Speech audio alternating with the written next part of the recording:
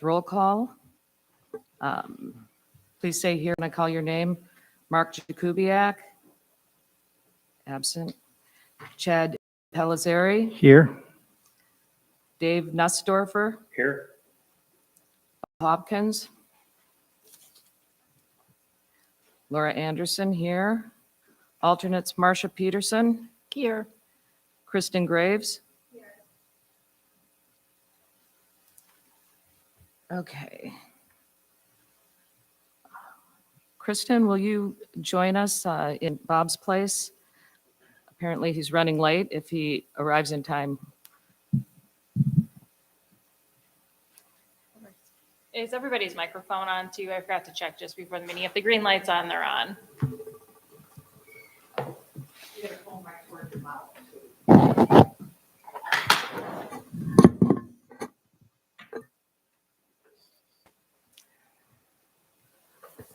Thanks, Jackie.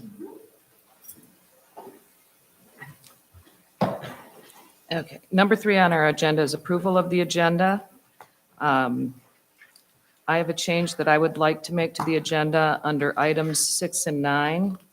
I would like to insert applicant's presentation as B and move communications received to C and public comment to D.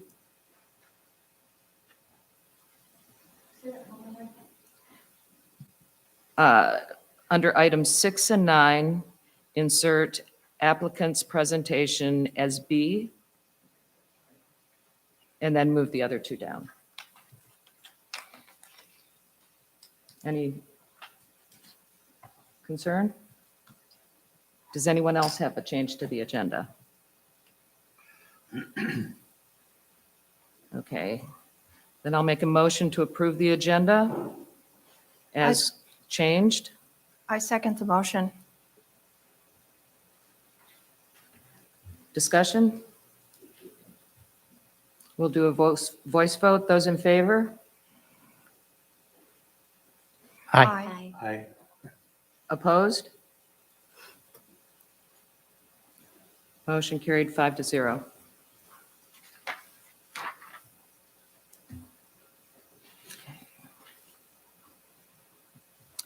All right, next on the agenda is conflicts of interest. Does any board member have a conflict of interest with our first item, ZBA 2021-05, Eastport Market sign? Nope. No? Okay. Does any board member have a conflict of interest with our second item, ZBA 2021-06, the Turek variance? I do. I Okay. live within 300 feet. Okay, so the procedure for members with conflict of interest is that they shall cease to participate in the portion of the ZBA meeting involving the issue and refrain from any participation in the case at any other meeting or outside any actual meeting. And during deliberation of the item before the ZBA, he or she shall absent himself or herself from the meeting and shall not participate in any way until the agenda item is complete. Therefore, after the first case, Kristen, you will excuse yourself from the room. Okay. Great, okay. So before we go into the cases, I'd like to go over the procedures and rules for hearing cases. The hearings for the 2 cases before us tonight will proceed as follows. First, the zoning administrator, Sarah, will present the official records of the case. After that, the applicant will present his or her case. Then we will read any communications received regarding the case, followed by public comment, first by persons interested in support, and then by interested persons in opposition. Rebuttals will be heard in the same order. At that point, I will call for a motion to close the public hearing, and the board will go into closed session. After the board completes its deliberation, I will reopen the meeting, and the board will render its decision. I would also like to remind everyone that during the conduct of a hearing, all comments should be directed to the chairperson. And that brings us to our first case, Eastport Market. Sarah, would you like to? Sure. start I that? included in your packet a staff report that explains what the request is. It is an appeal of the zoning administrator's decision. So that would be an appeal of a decision that I made regarding LED signage. So keep in mind when you're reviewing this, while we have a specific example that prompted this request, you're not granting anything or approving this sign or anything like that. It is the example that started the request before you. So it would apply, whatever decision or you make on this would apply to everyone in the township. It's not just a yes or no to his sign. So I'm sorry, it would apply to everyone in the township? correct, right. Because it's a interpretation of the ordinance and he's appealing my decision based on the ordinance. I didn't deny an application to him or anything like that. So it's based on the language in the ordinance. So you're going to say, did I make the correct interpretation or did I make the incorrect interpretation of the ordinance? So this all starts with 3 sections from the sign ordinance portion of the zoning ordinance, which I've included in here for you. 3A08 related to signs, related to lighting. So this is all focused on the changeable copy sign, the LED sign that was added to the sign. Item E has to do with the illumination shall be shielded, downward directed, positioned to not adversely affect any neighboring residents, shine into the road right of way or into the sky. And so you'll see in my report, I mentioned, the LED that's lighting the sign is a light. It shines towards the road. It's not downward shielded, so that the light bulb essentially sits above whatever is shielding it, so it faces the light downwards. So for an LED sign, the nature is to see the light so that you can read the sign. Then item J was signs feature flashing, strobe, or other varied lighting effects are prohibited. Similar to that with the ability of the sign, because it is an LED sign, and the message changes. During times of change, it can appear as flashing, or you can vary the lights in some manner. And then K, no sign shall contain moving parts or have an appearance of movement. Again, with the LED signs, you can put pictures up there. You can change the message that's a moving appearance of movement in that sign. And therefore, I told him he would be unable to install an LED sign on his property. So, and in here, there is, his application where he mentions his items and why he doesn't believe those apply to him or apply to an LED sign. And then there is also a copy of that sign in here in the packet. So, so I think at this time, that's all that I have about it, unless anybody has any questions.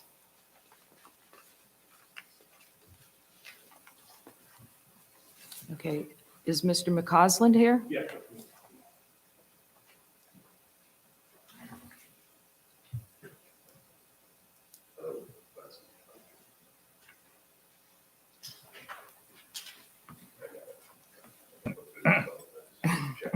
Check 1, 2. All right. So Sean McCausland, 5431 US 31 Eastport Market. So I just want to start off by saying it's not that I disobeyed the sign ordinances. The company I hired to design the sign and put it up failed to follow the proper steps, called Antrim County instead of Township. So it's not like I was blatantly trying to ignore the ordinances here. We didn't find out until, I believe, a complaint came in on that. With that said, you have a copy of the sign there. I have extra copies if you don't, so you can get a look at what I think you have it there. So the sign itself, the old sign, was much more square footage and kind of older looking. The sign was pretty dilapidated. The electronics in it weren't working anymore. So we decided to make an investment to redo the sign. What I want to note is the sign itself, we used the same goalpost to erect, put the new signage in. So we didn't expand the structure of the sign itself. It's the same size, less square footage, but with the LED sign. And we just made it more modern and nicer. So in regards to my the letter that Sarah sent me and the sections relevant, there's nothing in the ordinances reference LED signs. There's not one reference to an LED sign in any of the ordinances. So you can interpret it many, many different ways. So in here it says electronic changeable copy signs. There's nothing in there that says that either. So I don't know where that came from. So again, nothing in there about prohibiting LED signs whatsoever. So, and then to go through the other sections here, section 3A-08E requires that all sources of illumination shall be shielded. So LED signs, each light emitting diode is shielded itself. That's the technology. Okay, so there is no need for a separate shielding. That's kind of older technology where you'd have a backlit sign in the cabinet like the one on the top. So I would dispute that it's not shielded. It is shielded. Each light emitting diode on that sign is shielded individually. In the downward direction, the technology, it doesn't project light like a typical older sign does. And I think a lot of these are reference to older type signs that you would see. So it doesn't project light into someone's eyes or out on the road. It's just what you're visually seeing there. It's like looking at a television set, basically. Positioned to adversely affect any neighboring residents. There is no residence that it would affect on the road. I'm sure you're all familiar with it. There are no houses there. The closest one, I believe, is probably an eighth of a mile behind the store over there. It doesn't shine on the road again or into the sky because it's only what the person sees there. It doesn't project any light. So I would dispute that ordinance as applying to my sign. 3A.08J states that the sign featuring flashing, strobe, or other varied lighting effects. So the sign is capable of doing many different things. I would, if granted the sign, I'd be willing to sign something that says we will not do any type of videos or any type of strobe lights or anything. You can just program it out to what all it does is show basically, if you want to say, hey, we have USDA meat, choice meat, it's a sign. It's basically all those little signs that we had up there before, but we're able to change them based on, what's going on. So I would certainly be willing to, do whatever it takes to keep the sign and just have, we wouldn't have any flashing effects or anything like that. Moving parts, it doesn't have any moving parts or the appearance of moving. I think that applies to the same thing I'm talking about. It's programmed to have one sign per day, whatever, that's fine too. We can program it as such and it just stays that way. So again, a lot of these ordinances that are stated, I don't believe they actually apply to the sign itself. It can be, interpreted many different ways, but there's nothing in here that prohibits an LED sign or anything like that. So, and I would say it's a really nice improvement for the residents here, and we try to keep investing in the store to make it nice for everyone, and that's what we've done here. So, again, apologize for not following the proper steps. Ultimately, it's my responsibility, but I will blame my sign guys for kind of screwing that up on me. That's all I had for tonight. Mr. McCausland, I have a question. Yeah. It appeared to me that there was a residence just south on the highway. There's a low fence and I think one window on that side towards. Not that south. I think the nearest one is on the road. There's nobody living there, I don't believe, unless somebody else. I'm not Okay, thinking so of the right one. you haven't heard anything from them, or there's been no complaints from that property owner or resident, or? No, I haven't heard anything from any property owners or anything. Obviously somebody must have filed some type of complaint, I assume, but Okay, I don't but know who. In but- terms of it glaring in through their No, in windows or terms of something like changing the sign, that? Okay, people don't like to change things, so. okay, I took my, stuff that was irrelevant to my store, like, some of these things that have been on there for 20 years, probably subs and, so things like that we just tried to update it. So no, we have not received any complaints, a lot of good positive things, from the neighbors or people around, people that come in the store, basically. But nothing negative that I've heard. Okay, thank you. Yeah. Do any of the board members have a question? All right, thank you. Thank you very much. Marcia, communications? I do not have any written communications. I do have a citizen comment card, though, Okay. from Don Schultz.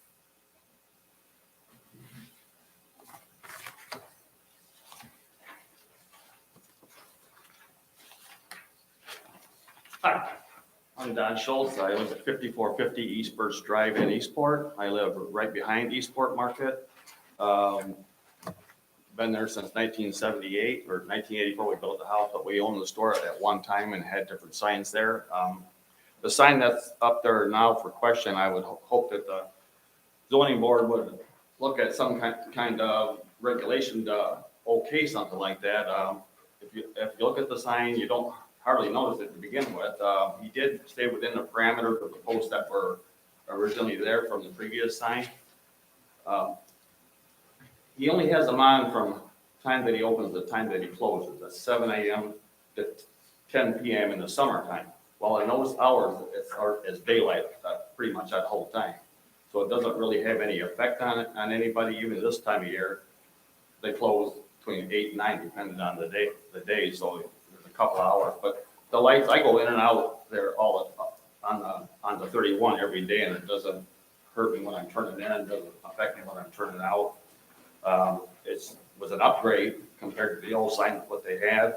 It's probably going to be a good thing to put into zoning somewhere along the line, because other businesses, maybe Torchlight Cafe or Lakeshore Auto Sales, or maybe even at some time the township here might want to put a LED sign out and informational for people instead of always having to come to the building and going online or whatever it is. It's just one of the new things that are out. Other cities, other stores, other towns, they have those types of things, and they seem to work very well. It's very informative. It's telling about his stores, specials, or whatever that he wants to put out there. I say it turns it off when the store's closed, the sign's down. So being one of the closest ones that live there, I would have no problem with that being up. I hope you guys would look at that and okay it for him, and okay it in the township overall. There's certain rules or regulations you might want to have them do or have someone else do. That would be fine too, just so long as they know. But it's just an upgrade from what was already out there, and I totally recommend it. Thank you. Okay.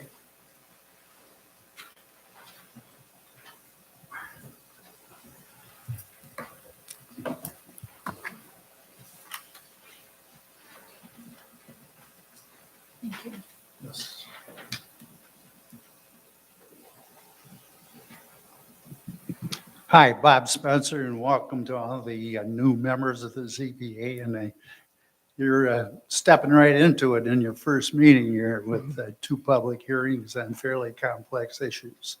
My name is Bob Spencer. I live at 709 Northwest Torch Lake Drive, Keewatin, and just a few comments here. There's always a debate on zoning boards of appeals about, is our ordinance permissive or restrictive? If it doesn't say you can't do something, does that imply you can do it? Or if it doesn't say you specifically can do something, does that mean you can only do what is authorized in the ordinance?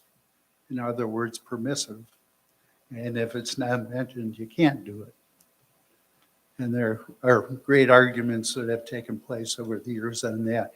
And I will tell you, in my experience, that has never been clarified in Torch Lake Township. So I appreciate the store owner's comment that there's no prohibition to the LED signs. And I'm sure he's right. But is it permissive or is it restrictive? Does he have to have specific permission to authorize LED signs? That's what zoning board of appeals members try to sort out. I would encourage you to take a look at section 2.28 in your ordinance. I'm not going to read it to you. It may or may not apply, but item 5 in that particular part of the ordinance, I didn't see it cited, and I may have overlooked it. I thought Sarah did a thorough and responsive job to the issue, and I would commend her for that. And I agree with her conclusion based on the content of the zoning ordinance. But section 2.28, lighting, number 5 says there shall be no permanent lighting of a blinking, flashing, or fluttering nature, including changes in light intensity, brightness, or color.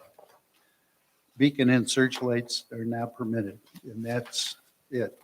That's what it says. Again, that's yours to sort out, and I just wish you well. I'm sorry, what part of the ordinance was that? 2.28, lighting.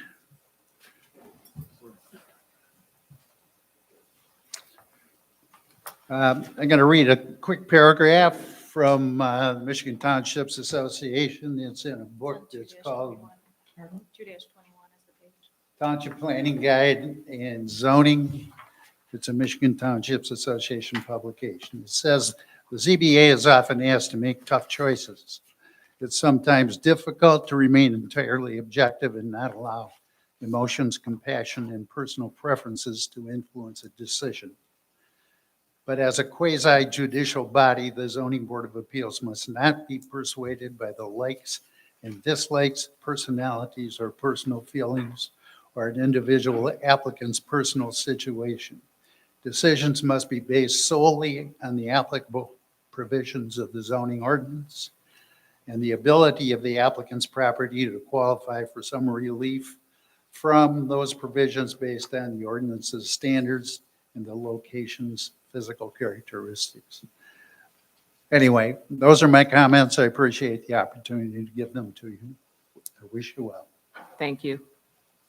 Request permission to address the board. I wasn't aware that it was card or comment card that you filled out in advance. Sure. There's cards on the back table. If you can just fill one out after your comments, we have record of it.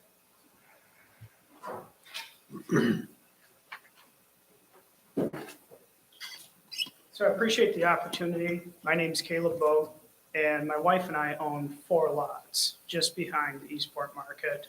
And we live just over in Central Lake Township, about 5 minutes away or so. My wife and I purchased those lots about a year and a half ago with the intent that we eventually will build our new house and likely our retirement house there. So we've lived up here in this area for about 10 years. We both work in the area. I work down in Traverse City as a USDA loan officer. So I work in government, and so certainly I listened with interest to this gentleman's comments about how the board would interpret both the ordinance and how the board would respect the opinions of folks both for and against based on the appeal that's been listed. So what I want to discuss and just some things that I'm thinking about are almost entirely different than what I planned to coming here. But there are a number of things that I think are important to consider and important to think about. So one of the things that I want to share with you is that my background and my degree is in marketing and in business. And as part of that, many years ago in a different life, I actually designed and built an internally illuminated sign, a large sign for a business that I worked in, that I worked for. And so just I had the skills and the background, and so I have a fair amount of technical knowledge. And so I certainly listened with interest as Sean was describing, the LEDs and how that technology works, because I'm familiar with it. If I'd had that ability to use that technology 20 years ago, when I built that sign, it would have been a no-brainer. And that's why in today's world, any business that is installing a sign for a variety of reasons, not the least of which are some of the ecological effects of LEDs versus the old technology. You know, years ago, we didn't even have the ability to have light emitting diodes as the baseline technology for signs. You know, I think 50, 60 years ago, what we had were the manual letters that we actually had to have somebody go out and change on a sign. And then we had the ability to have incandescent type signs, or then we had the ability to have fluorescent type signs. And so light emitting diode signs is essentially a natural progression of the technology that we've been experiencing over the last 50 plus years in signs. And so one of the things that I urge the board to consider is that regardless of what the particular outcome for this particular request is, we have to understand that the future is in LEDs. And I would urge the board, particularly if they're considering the ordinance, to consider what that would mean going forward. Because it's, and LEDs are everywhere, whether we realize it or not.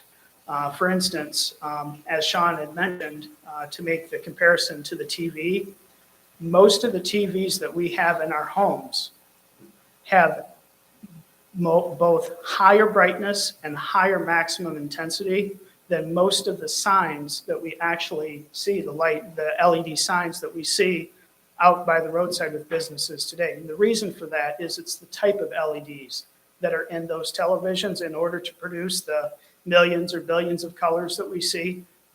The brightness and intensity of the TVs in our homes are typically brighter than what we would see in those signs.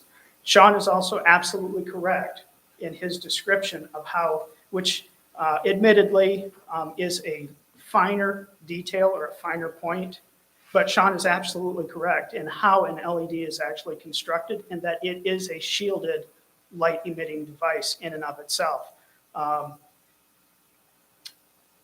An LED essentially has a refractor and a mirror inside it, and it's a filament that actually produces the light, similar to an incandescent light bulb, but much, much more efficiently. And that's why they are a much lower electricity drawing device than a traditional incandescent or fluorescent or even a neon type of sign. And, you know, we all remember neon's heydays in the 50s and the 60s and 70s, and they essentially went away because of the electricity draw and just the fact that they're not economically viable compared to the state-of-the-art technology. There were two questions that I did have for Sean that he didn't answer, and if with your permission, I would like to ask those two questions of him. Yes, go ahead. You mentioned that it was a significant investment. Roughly how expensive would you say that investment was, if you care to share it? $50,000. That's a lot more significant than I would expect. The whole sign, the one above it, and LEDs. Okay, But the LEDs, the bulk of that.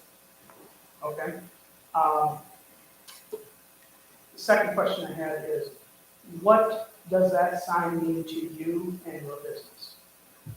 Well, again, I think you made some good points. I think, it's about, having people have that message when you carry it when you're scrolling along drive by, that, folks up and down the road, they don't know that we have certain hardware. We carry smoke, we smoke our own weed. Just getting that message out there, it's tough making a buck.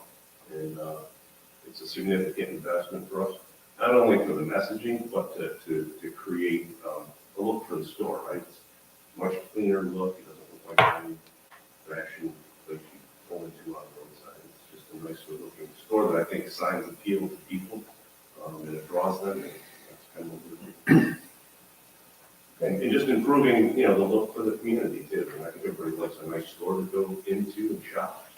And that's what we're trying to do over there. Continue to make investments and improvements. Thank you, appreciate that. The other thing that certainly comes to mind when I think about the request and I think about those types of signs, again, because of the business that I'm in and my day job, is liability. And so one of the things that I've had a number of business owners tell me is that often they make investments because they have jobs or things that people that do that are risky. And anytime you have an employee that's doing something, whether that's certainly if it's a sign, if it's an old-fashioned type sign where they're manually changing letters or manually changing the sign, particularly if they're on a ladder or in inclement conditions, that can be a liability for that business because somebody can get hurt. And the investment can protect that business from that liability. So again, regardless of what your decision is on the request at hand, my understanding is that the ordinance itself may be under discussion or for further review. And I would urge you to consider that in this day and age, that it may be essential to consider looking into these types of things that other communities already have because of these sorts of things.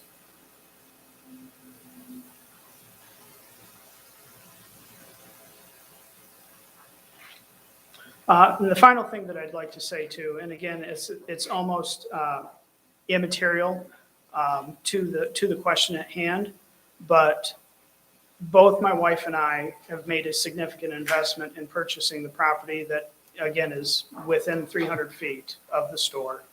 And when we first heard about the, based on the letter that we received, we actually believed that the request was with regards to a new sign, a different sign, a much larger sign.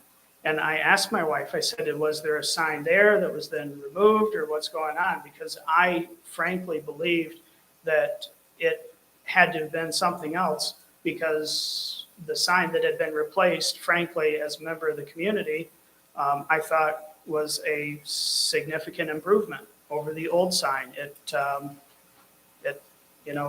represented something that was better or more modern or something that we would expect a healthy business to be doing over time.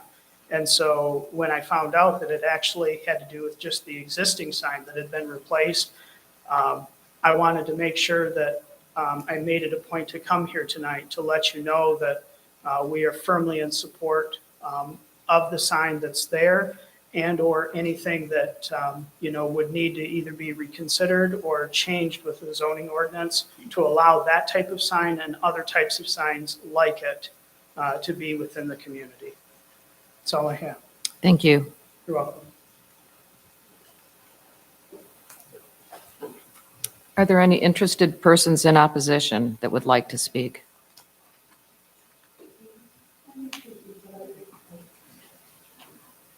Nope. Okay. Board, do you have any questions?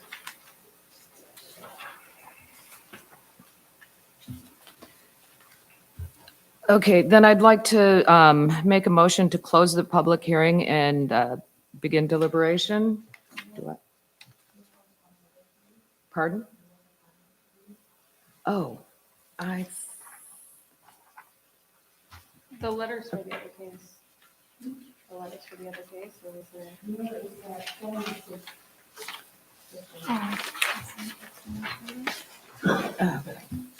Marcia, do you want to read Yes. that, please?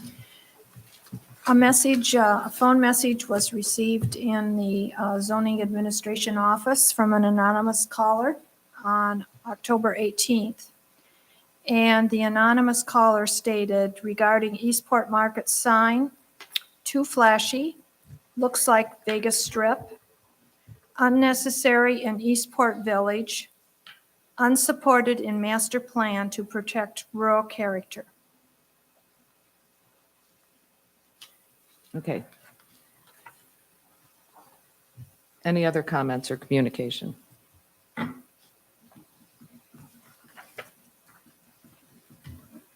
Then I would like to make a motion to close the public hearing and begin deliberation. Do I have a second? I second that motion. Any discussion? Those in favor? Aye. Opposed? Motion carried 5-0. Okay, so this is where we begin our findings of fact. And Marcia, would you like to start us off? Sure. I will take finding of fact, the first one, that an anonymous phone call came into the township regarding the sign at Eastport Market in a negative fashion.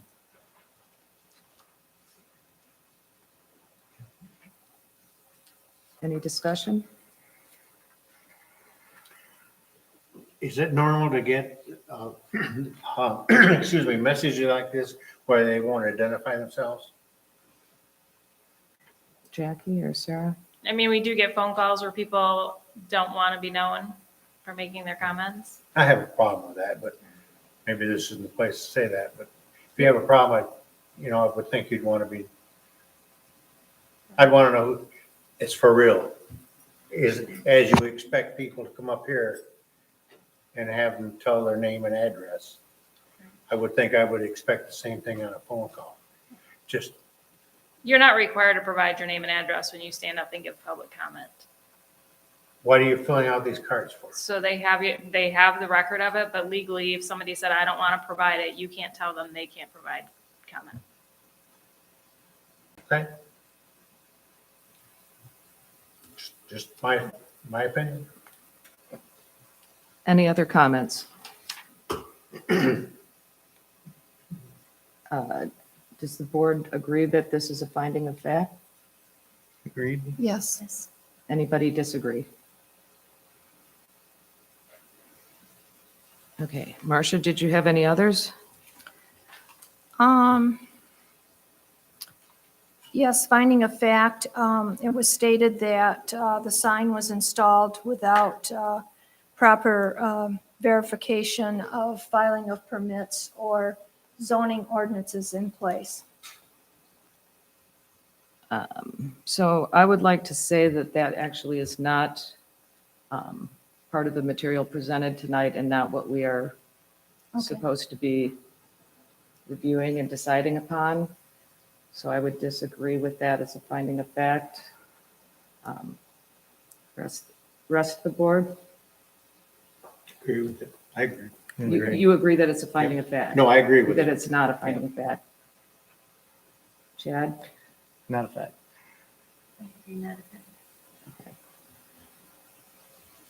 We won't include that then.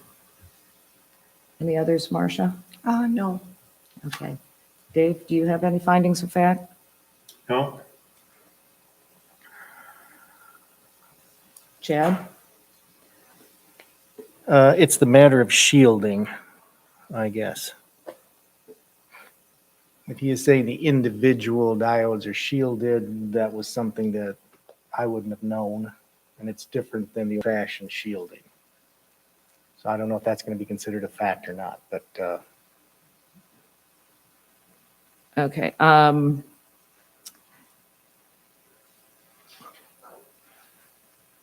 Does anybody else have something to say on that? On the shielding?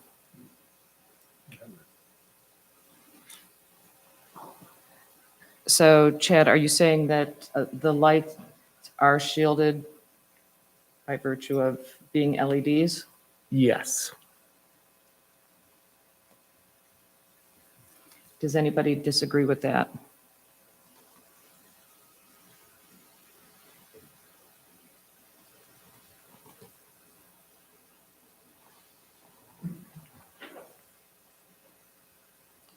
Okay, Chad, do you have any others? No.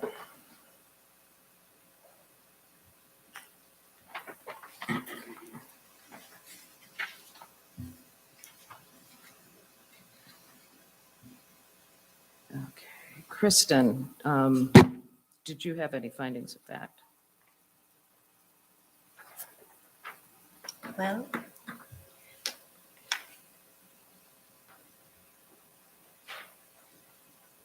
I do.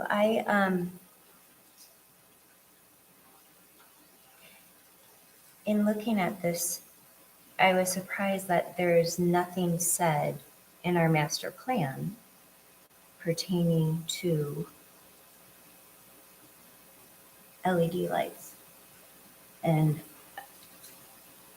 if his sign has the ability to move, then does that fall under the the 2-21, that there shall be no permanent lighting of a blinking, flashing, or fluttering nature, including changes in light intensity, brightness, or color?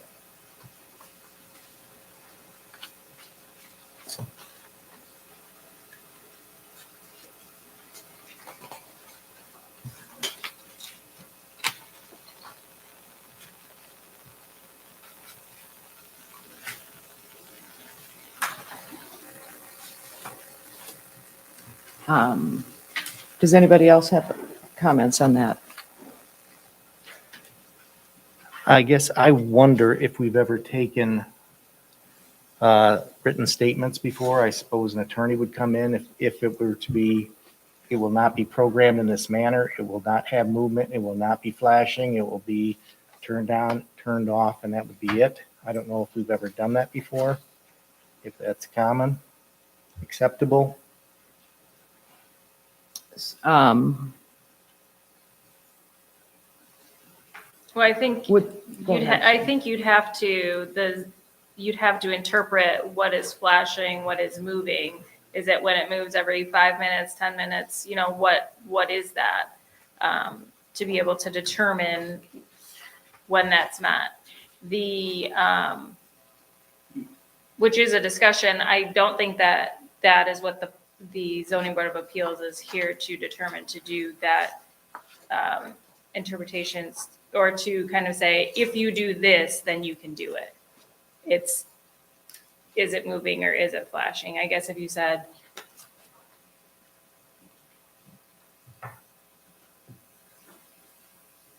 I'm thinking more on a broader scale, like, do LED signs flash? Do LED signs move? Because you have an example, but it's not just his specific sign. This would be something that all LED signs do, or anyone that's allowed to have a sign could do.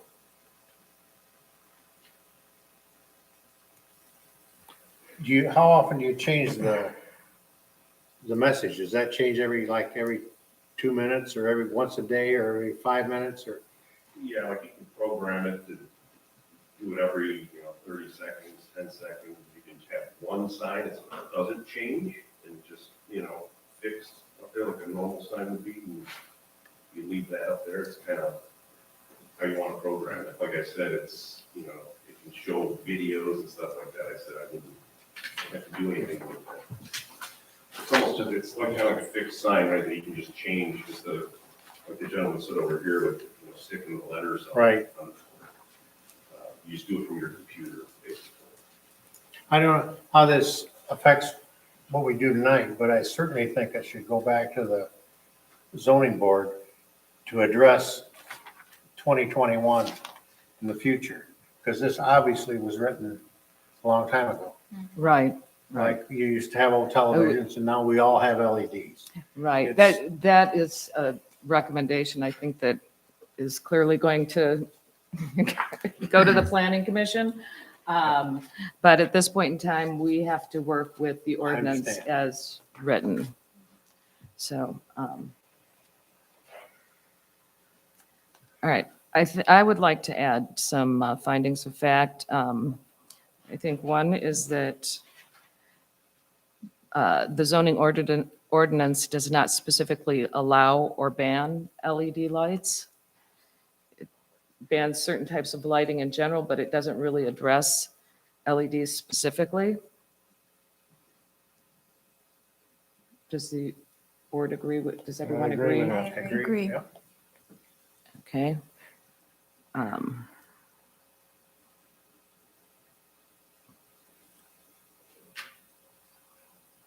So I think my second one, Chad kind of covered as far as shielding goes.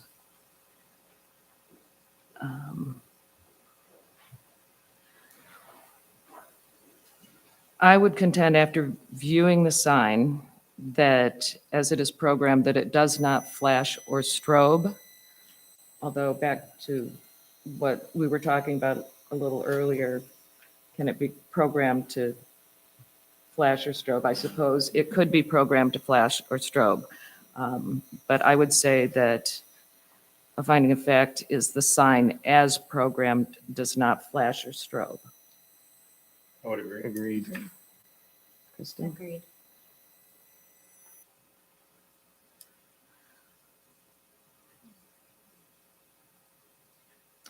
I would say that the sign as programmed does give the appearance of varied lighting effects and movement. Watching it, some of the images materialize slowly, or the letters, or the message disappears in portion instead of, or appears in portion instead of all. So I would contend that the sign as programmed does give the appearance of varied lighting effects and movement. Agreed. Agreed. Agreed.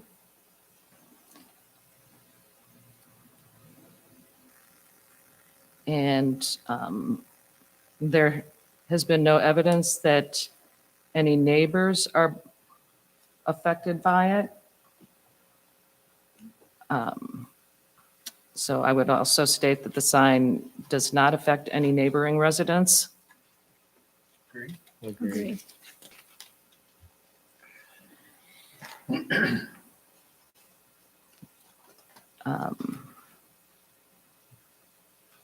And based on one of the public comments, I would say that the sign does not shine into a road right-of-way. Agreed. Agreed.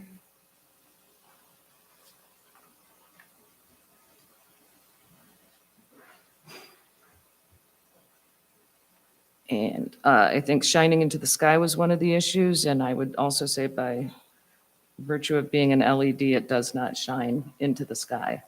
Agreed.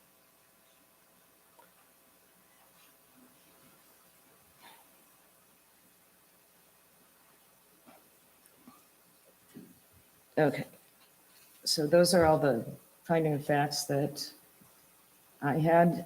Has anybody else thought of another one that needs to be added before we move to approving these? Can we put in there that it can be programmed not to give the varied lighting effects? Or have the appearance of movement? Yes.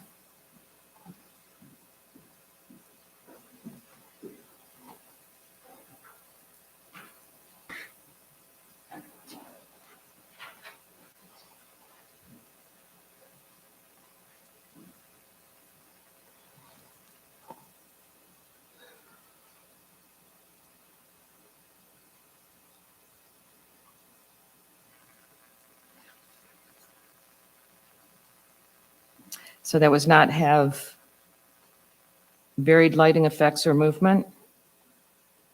Yes.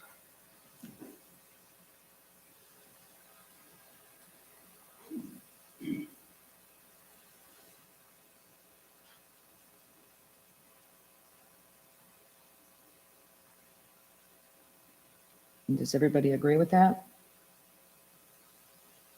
Yes. Agreed. Yes. Dave? I'll agree with that. I'm not sure about the movement. From what I can see, it is so little that it is not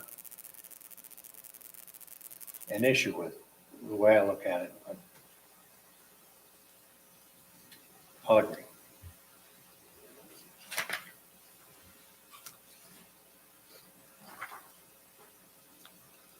Okay. Any others?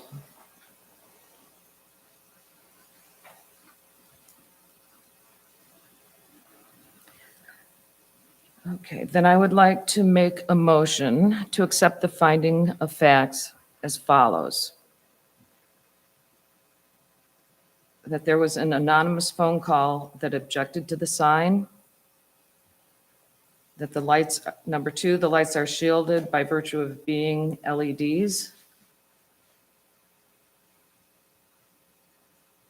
Number three, the zoning ordinance does not specifically allow or ban LED lights. Number four, the sign is as programmed, does not flash or strobe. Number 5, the sign as programmed does give the appearance of varied lighting effects and movement. Number 6, the sign does not affect any neighboring residents. Number 7, the sign does not shine into a road right-of-way. Number 8, the sign does not shine into the sky. And number 9, the sign can be programmed to not have varied lighting effects or movement. Do I have a second? A second. Any other discussion? Okay, I will do a roll call vote. Impellizzeri, Now, what is the, motion to accept the finding of facts as I just listed. Agreed. Okay, Nussdorfer, agreed? Hawkins isn't here. That would be Graves, Agreed. Peterson, Yes. and me, yes. Okay. Do I have a motion to open the public hearing? Move that. You don't need to open up. the Oh, I hearing. don't need to open it up? No, Okay, no, this is just to make your decision. okay, Yeah, so you can just continue on. okay. So then we will reopen the public hearing. And I would like to ask Mr. Clausen if he has any other comments he'd like to add after hearing No, our deliberation. no. Can I make one comment? Yes, please. Just because it was brought up in your findings and from the public, in the state of Michigan, zoning is a permissive action. So if it's not listed in your zoning ordinance, it's not allowed. Repeat that again. Zoning is a permissive item. If it's not listed in the zoning ordinance, it's not allowed. I'm not saying specifically related, to this application. I'm just saying that because it was brought up, if something's listed in the ordinance or not, what happens? If it's a use that's not allowed in the ordinance because it's not listed, it's not allowed. We give you permission to do something. We don't list everything you cannot do.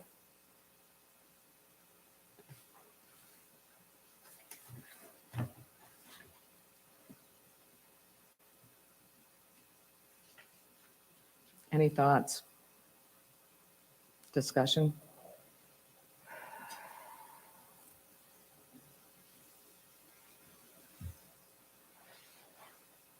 The intent, I guess I would like to look at, to preserve the restful quality of nighttime by eliminating intrusive artificial light and lighting that unnecessarily contributes to sky glow, and reduce light pollution from light luminaries and light trespass onto adjacent properties. That's getting harder and harder. I've been a science teacher my whole life, and just to get kids out on occasions to look at it, you do have to get away from the city for that. It was also stated this light would be shut off at the end of the workday. So in the summertime, I don't think it's being intrusive to the nighttime at all. Obviously, now that we've had our time change, I think, the lighting does become a factor at nighttime. The store closes and it's off and people can sleep. So that was just a comment that I saw here, because I think somebody else said the rural character, and I did not see that in the ordinance. I think that was the phone call. So the idea of the, looking like Vegas and stuff does not come into play here anywhere else, so. So you're saying that, could you clarify your statement on looking like Vegas? I don't think it would, if it's off at night. We've all driven at night, and sometimes glaring lights do bother you. If this is shut off as the business is shut off in the summertime, I don't think it's going to be a factor. This time of year, it might be a factor. So again, looking at this and, trying to come up with something, at least I can say the rural character should not be considered part of the discussion. Mr. McCausland, what time does the store close or the lights shut off in the winter? 8 from Sunday through Thursday, 8, Friday and Saturday.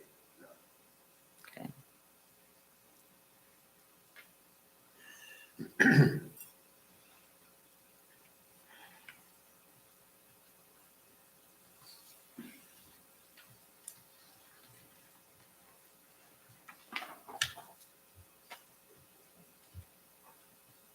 Well, I'm still trying to digest your permissive statement. And, I mean, I don't And know wade that through it's, I mean, it might be relevant in your thinking, but to this application, to what we're here for, these 3 sections of the ordinance and determining if I erred in my interpretation of them, I'm not sure that it's relevant to that, honestly. You're not approving his sign, you're not saying yes or no, his sign is correct. You're looking, essentially, you should go through and say, okay, section 3A, .08E, did Sarah err in her interpretation that an LED sign violates this section of the ordinance? Yes or no? And then J, did Sarah err in her interpretation that an LED sign is in violation of this? More so than is it permissive or not, the ordinance? okay.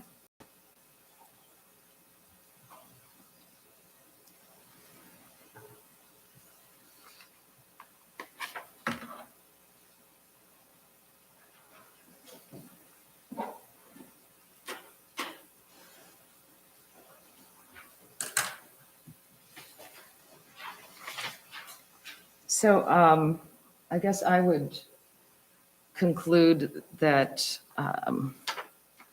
there's one area where the sign does violate the ordinance, and that is in the movement and varied lighting. And I guess the issue here is that if the sign could be programmed, or the question is, can we put a condition on it? We cannot put a condition on it. No. He's appealing my interpretation, so you need to Okay. tell me if I interpreted the ordinance right or wrong. With the information I had available at the time, did I interpret the ordinance right or wrong? Once again, what is moving on this sign? What, The sign face, because it's got the LED lights, you can change the message, or you could put a video up on that sign like a TV. Essentially, that it's like a TV on a sign. but if changing the sign electronically is moving, right? But if you go out there and hand do it, that's not moving? Right.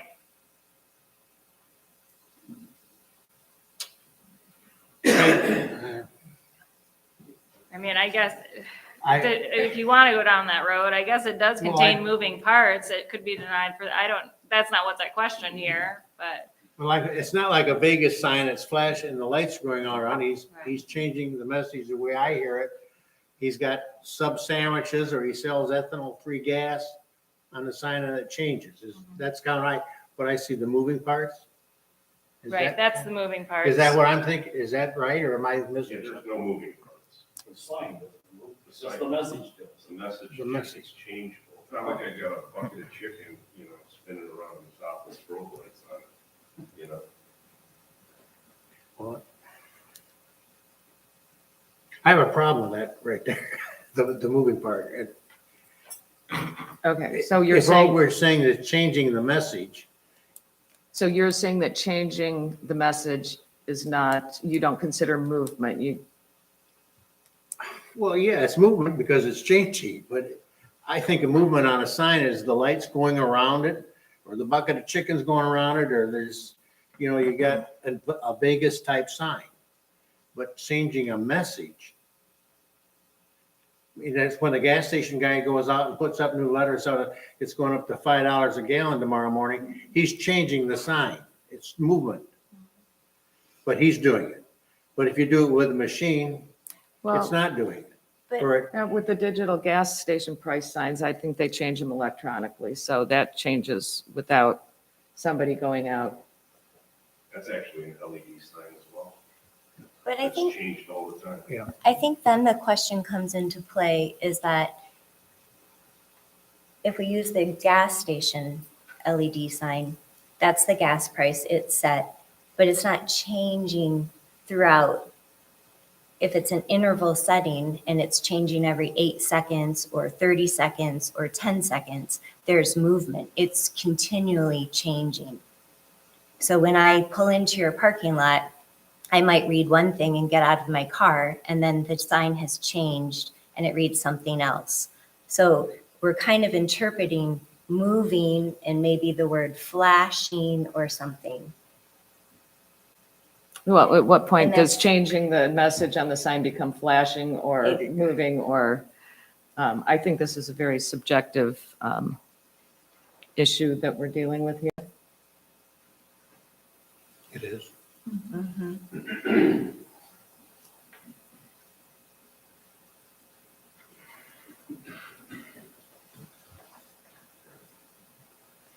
I think it's a great improvement for the area.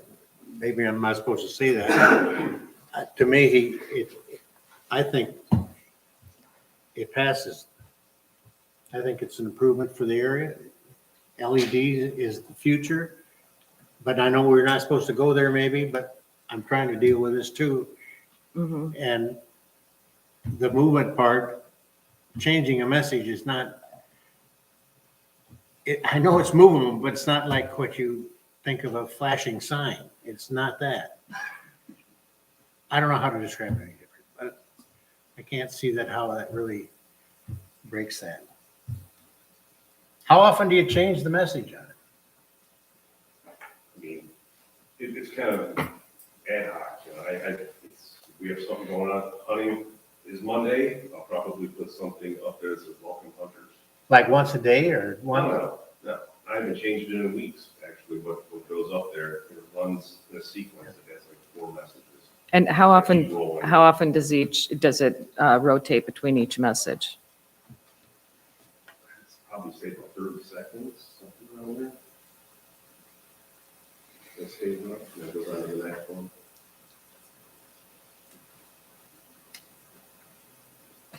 I don't know what else I can say.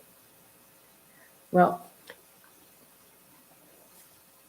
I think I learned more about the shielding. I don't know if Sarah, if you considered that new information or not, that it's individually shielded.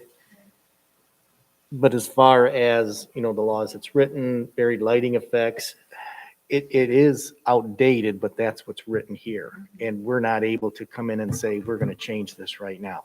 And we can't say, well, if you get a lawyer to sign this, because the next person could piggyback off him and make something worse. Or, again, it would be worse. I mean, it's quite the dilemma. It seems very difficult to look at a $50,000 sign that can't be used to its full potential either. So there is empathy here. I get that. It is a tough one.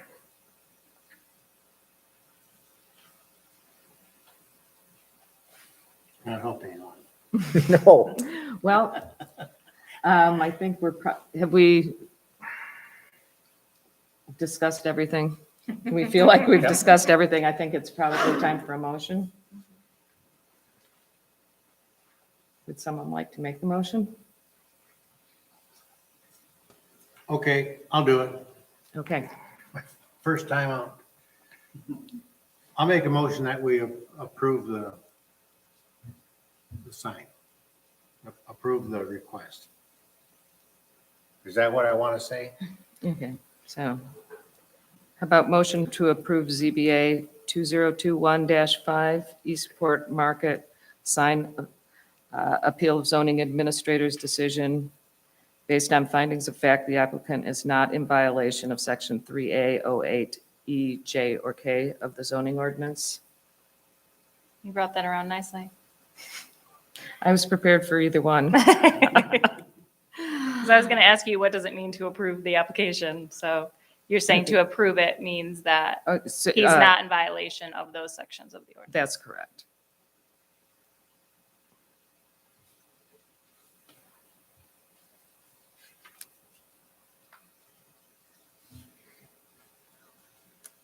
Okay. Roll call vote? I don't think you had a second on I'll that. second. Oh, I'm sorry. I'll second.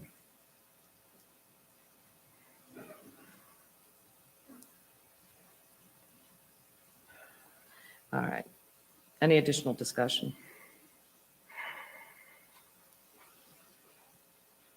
If and when would this get looked at, if it could be changed? It's something that the planning commission, could look at in the near future. We are doing a zoning ordinance rewrite, so the signs portion of the ordinance will be taken into account during that rewrite as well, which is in process right now. Okay.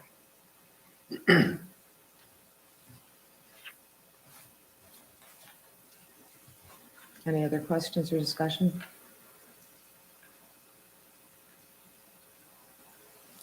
Okay, then I will take a roll call vote. Nussdorfer, Yes. Peterson, Yes. and Pellizzari. No. Anderson, no. Graves. Graves, No.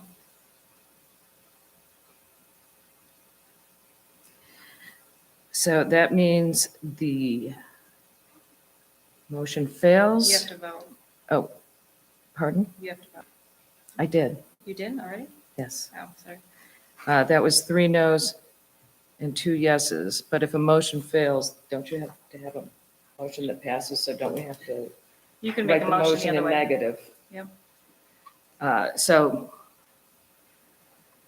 then I will make a motion to deny ZBA 2021-05 Eastport Market sign appeal of zoning administrator's decision. Is that correct? The sign is in violation of section 3A08. Find my notes. Okay.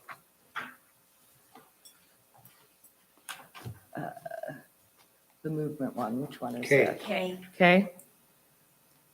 Okay. Okay, and 3.08K, and that would be our finding of facts number 5. Based on our finding of facts number 5, the sign as programmed does give the appearance of very lighting effects and movement. Do I have a second? I'll second.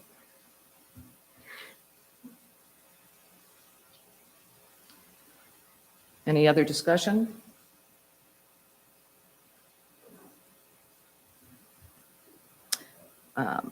Okay, we're voting to deny the Eastport Market sign appeal. And Pellizzari, Yes. Anderson, yes. Graves, Yes. Nussdorfer, No. Peterson. Yes. Okay, motion passed 4-1.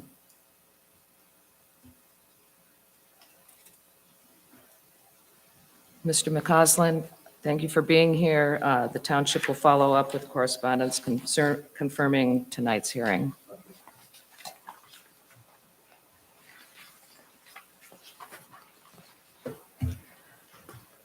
Okay, this concludes public hearing ZBA 2021-5. Does the board need a brief break or? can Just a quick everybody- one. Pardon? Just a quick one. Okay, we'll take a 5-minute break. If you want to shake the microphones off.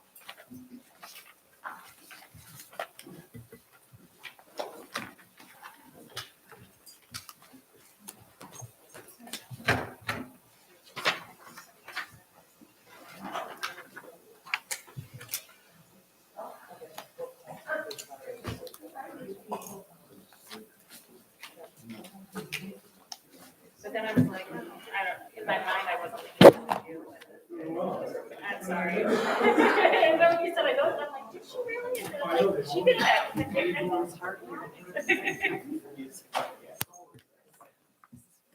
Oh, thank you. Thank you, thank you.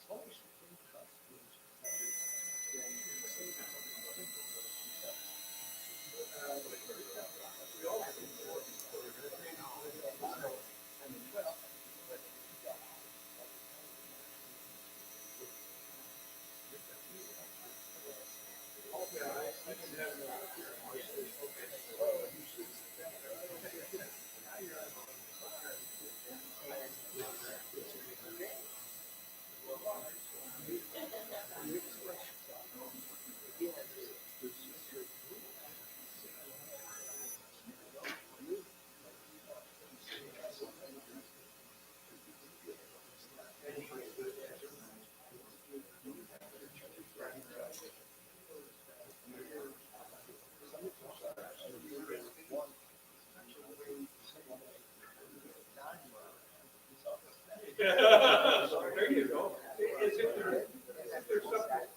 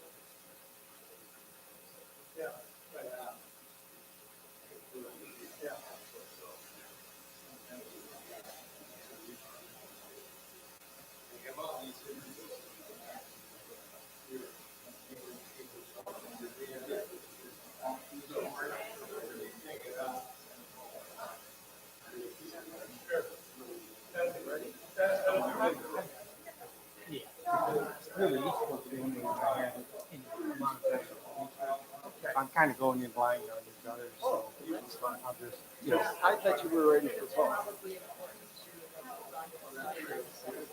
Oh, yeah. You hadn't been at the site.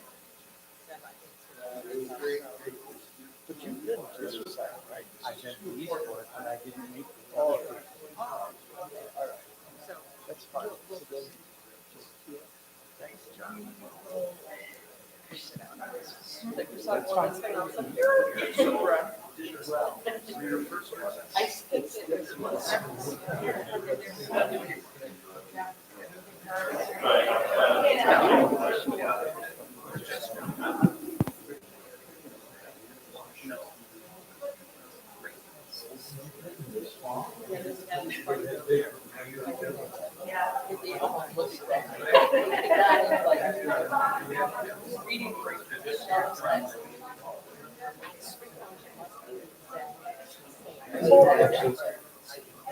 Demographic of people.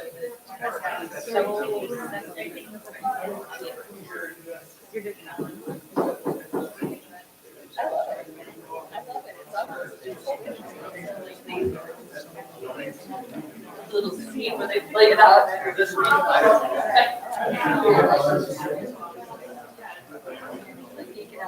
Yeah. Curious, start back up. I think, Thank you.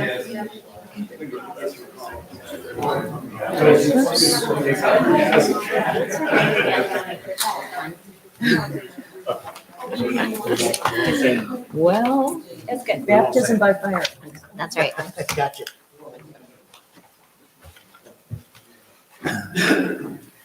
Okay, we will now move on to hearing ZBA 2021-06. Ms. Graves, would you please excuse yourself from the room?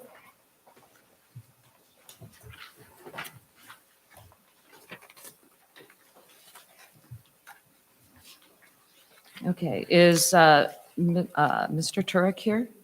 Okay, great. Sarah, would you like to begin by presenting the township's case?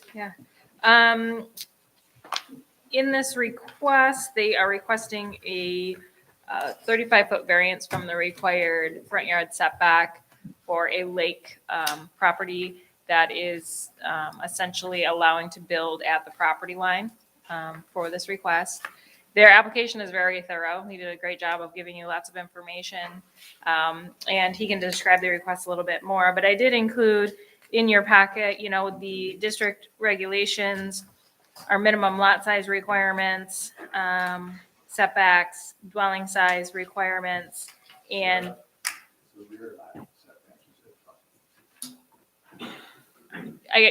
rear is a rear front, yeah. So it's a rear. So it is a front, but because it's a lake, it's a rear. So I mentioned that in my staff report because it's a lake property. The front and the rear the dimensions get switched from what's traditionally required. Usually we have a 50-foot setback from the road, but because it's on a lake, the 50 goes on the lake side and the 35 of the rear comes up to the road side. So in this request, the only thing that I guess I would like to address and that Laura had asked me about was the permission from the township related to the Eagle permit and the that dunes permit, the erosion permit from Eagle, is that we don't have any documentation that Deb signed off or agreed or made any comment related to it. And even if she had agreed or said anything about it, there was no permit issued at the time that permit was acquired. So I know that was a question that was brought up if we had anything related to it. That's what started all of this, honestly, because they called and said, well, we were told it would be okay if we got this permit. So at this time, I don't really have anything else to add. I did provide in your packet the criteria for the dimensional variance, which is section 20.06. So hopefully, before you get done making your decision, you'll go through each of those criteria and make a finding related to that. Okay. Mr. Turek? So do I, it's okay. Can I borrow this? Yes. So I had to create myself. So my name's Howard Turek, and this is regarding 1305 Bayview Drive. Tonight I have my wife, Christy, and Steve Voice is the environmentalist who was lead on all this. Then I have Dave Rowe, who's been our counsel on this since the beginning of time. And I didn't know, but Tim Fisher, who's the architect, came for a cheer section, so he's here this evening as well. I'm originally from, even though our address is Magnolia, Texas, I'm from Redford Township, which is between Livonia and Detroit. And Christy is from Monroe. And the only Texan in the room is Ron Boudreaux. He's actually a Texan, so I'm just a transplant. He's my neighbor. He's here as well. In 2010, I got an offer for a position that would require us to move to Texas. And we're lifelong Michiganders. That's the Texan over there. And it was really a hard decision for us to do. But after much soul searching, and after 52 years of living in Michigan, it was just an opportunity we had to take. But we told ourselves as we got towards retirement, we wanted to come home. And about 2 years ago, I could start seeing the light was at the end of the tunnel. And Christy, who's my secretary, she started doing some searching for properties. And we put offers in on no less than 4 different pieces of properties or houses, and each time being outbid. And it's difficult to do that remotely. But last August, she came upon the piece of property we're talking about tonight. And we contacted the realtor in Charlevoix. His name's David Levy with Berkshire Hathaway. And he was representing Chet Hill, who was the seller. And we asked, he gave us some information about the property. And simultaneously, we reached out to some friends who live in Charlevoix and said, hey, we want to build this house. Do you recommend a builder? And they said, yeah, Toby Prevo. That's the guy you want to use. You know, that's Toby Prevo. So I called Toby up and I talked to Toby for a little bit. And I said, well, okay, well, who would you recommend for a architect? And he says, Tim Fisher back there in the corner. He says, Tim has the experience of building in this area because of the dunes. So I got a hold of the 2 guys and I said, would you 2 guys go out there and look at this because we haven't been there yet and give me your sense of what we can do. And my friend who lives in the area, he went too. And when they called me back, they said, you're in a critical dunes area and this is going to require an DEQ Eagle permit. We need Steve Voice. So I called Steve up. Now I'm still not deterred at this point because I want to move back home. And the things that were available for sale, we just weren't buying because we were missing out on it. So I said to Steve, can you give me your 2 cents? So Steve went out to the property. He called me, called me back and he says, it's a beautiful piece of property, but it's going to be a tough build. We're going to have a permit. And he says, if I was you, I would make your purchase agreement contingent that you receive a permit from Eagle. So we contacted Dave Levy and said, look, this is the deal. We'll make you an offer, but there's a contingency that we receive a permit to be able to build on this. And Chet agreed. And that was last October, end of September, October. So on October 9th, Christy and I came up here and we met with Steve, Tim, the David Levy, and Scott Rasmussen and Kerry Kent from Eagle. And we sat out there for about 2.5 hours, and the brains here put together their minds. And at the end of the discussion, Eagle said, this is where you can build. This is the spot. And you guys have all been out there? Okay, so you kind of get the idea that you go, that's the end of that, all right? So there's really limited topography. The topography is super challenging. And I think the topography is super challenging because all the good pieces are built on. And now what's left are the ones that are going to be more challenging to build on. So Eagle agreed in principle that this would work, but they said, okay, you guys got to go through this permitting process. So I said, Steve, let's go. And we started that process. And in doing our due diligence, among other things that we had to do, which was we had to get performance engineering, we didn't invite Tim, but I know that they got it wrong, but performance engineering had to go out there to create a topography because the topography was old.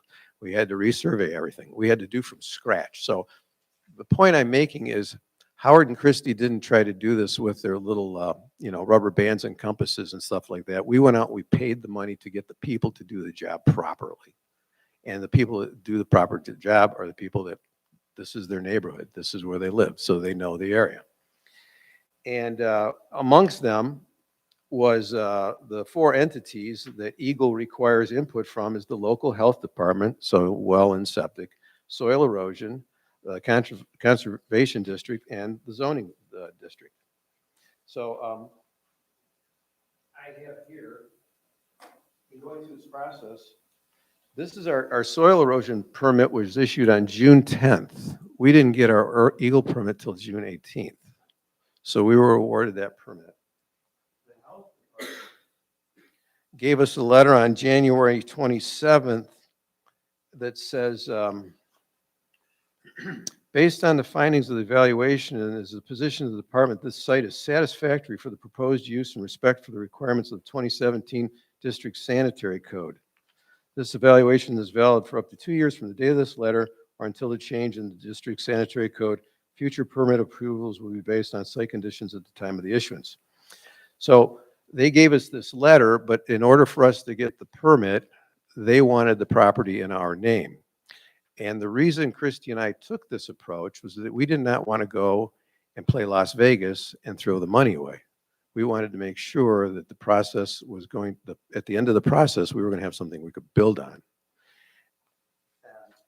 So in order to get the actual permit from the health department, which I have here, we had to spend about $3,600 with performance engineering to design, and you guys have it in your packages. It shows the septic and the well field and all that stuff. Well, I said, okay, we're not going to spend that money. I got a letter that says they're okay, but I'm not going to spend that money until I know I got a permit. So that was that permit. And then on February 15th, Steve filed for our zoning permit application right here to Deb Graber. Bear with me. So Steve contacted, so those are the permits. Those are, we got the one more, we'll talk about the zoning one here. So with regard to the zoning permit, at the time was Deb.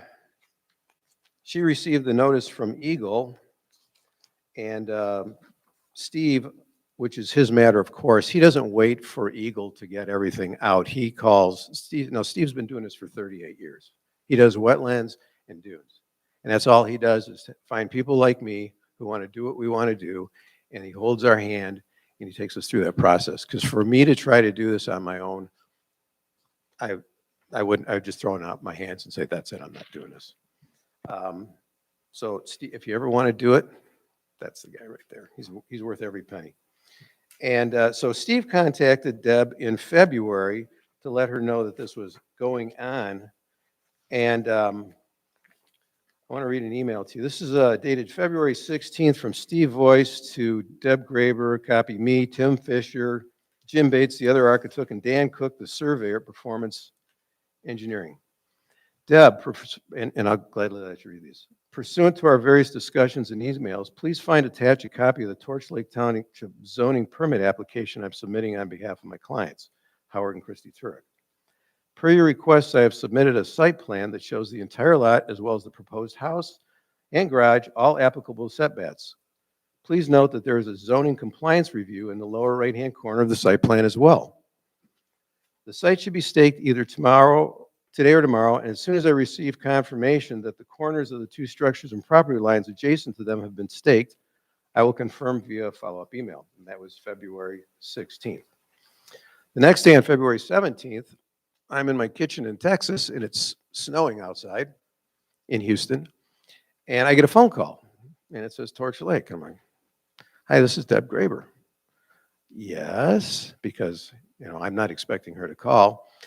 I got some questions regarding the road. I believe this is a 4-rod, 66-foot wide road. And your guys are telling me it's a 2-rod, 33-foot wide road. And I'm going, okay, I really don't know exactly what's going on, Deb. And Santa Claus just pulled up in my front yard. I said, can I call and try to find out what's going on and get back with you today? And she says, yeah, sure. So I wrote her back the next day, February 18th. Good morning, Deb. Sorry for not getting back as promised yesterday. Once you and I hung up, I got on a call with Dan Cook, the surveyor at Performance Engineering, who did our survey, and Tim Fisher of InDesign, who is the architectural firm designing the house. We were less than 10 minutes into the call when my wife came flying into the house telling me that we had a water break. The Michigan weather that you got hit with the other day passed through Texas, setting historically record cold weather. All week we've been below freezing with lows at the night in the upper teens to 8. We got 4 inches of snow, the next day freezing rain. It's been a difficult week for everyone in Texas who is not prepared for anything like this. The grocery stores are empty. The power's been out due to the weather on Monday. I sent you some pictures. The one picture of the line of people isn't the checkout line at Home Depot. It's the line to allow you down aisle 9, the plumbing aisle. They had a guard with guns at each end of the aisle and walkie-talkies, and they would only allow one person down the aisle for plumbing fixtures. It's been a few weeks. It'll be a few weeks till we get back to normal. Today, the high is 34, the low 22. Tomorrow, 43, 22. After that, we start getting back to normal. Later that day. From Deb to me. No worries. Sorry, Texas got hit so hard. Dan stopped by with the plans and is on his way to stake the property yesterday afternoon. I've confirmed that it's 33 feet or 2 rods on the road. Planning to visit the stake site today. We have 39-degree weather arriving next week. Have a good day. Thinking warm thoughts. The point I'm making is that Deb was completely engaged in determining whether we were having a project that was going to conform to the the zoning ordinances. Whether this was an Eagle project or not, my wife and I both wanted to know that we had a soil erosion, that we had a piece of property that was going to perk, that we could have put a well on, and that we were in zoning compliance. I don't care whether Eagle was involved in this or not. Eagle just happened to be involved in this. And they were the linchpin that was the contingency in the purchase agreement. No one in this room in their right mind would bought this piece of property if they didn't think they could build on it. And that's what I was trying. I was trying to do my homework, and I was relying on that. So let me continue with my. But she said, subsequently, and I can ask Steve because I don't want to be hearsay third party. When Steve Voice and Kerry Kent, Eagle, contacted Deb to determine the township's position, her response to both Steve and Kerry was affirmative, that she saw no issue with the lot, but could not issue a zoning permit until we were the lot owners of record and that the property was in our name. Our team resolutely believed Deb, acting in the same capacity as Sarah, was doing her job. We had no reason to doubt her word that our project was in compliance with zoning. Same job, same position, 2 different people, 2 different outcomes. We didn't see this coming. So with the assurances of the township to our team and to Eagle, Eagle issued the permit on June 18th. So simultaneously, once we got the purchase, at that point, we consummated the purchase. We said, we're good to go. We can build this house. We understand that certain entities couldn't give us the permits. That makes total sense to us. We're not lot owners of record. But that's why we did this. So with these assurances and granted to us, we were on our way and we were going to build our retirement home because I just want to come back home. That's all I'm trying to do. Now, fully engaged, at that moment, we fully engaged into the design process. The next two things that we decided as a group that were important is we had to start to move the utilities, and you guys saw that was in process. So in June, we wrote checks to DTE and the Great Lakes Energy to start moving power because Toby can't build without power. And we know that it's an arduous process. If we started in June, we would be fortunate to get it done before before the snow flies and the freeze. Because we didn't plan to break ground until April, but we didn't want to start moving conduit in April to get to June when we had power. We needed to get going now. So we said, hey, we've got this zoning thing in our pocket. We've been told we got this zoning thing in our pocket. So let's go do the next important thing, utilities. Then the second important thing was to complete the design, spend that $3,600, design the well and the septic, and get the health department's permit finished. We got a letter, they said they'd do it, and they did do it. So that was in June. The design got finished for the septic in end of July, on July 27th. On August 2nd, not even a week, they gave us the permit. So now we're into the beginning of August. Toby says, you guys need to go get the zoning permit now. And another reason we put the zoning permit off, we know there's a 12-month clock on it. And we know that it's June and we're not going to start until April. We didn't want to come back and say, can you give us another zoning permit? So we said, let's just push this thing off a little bit.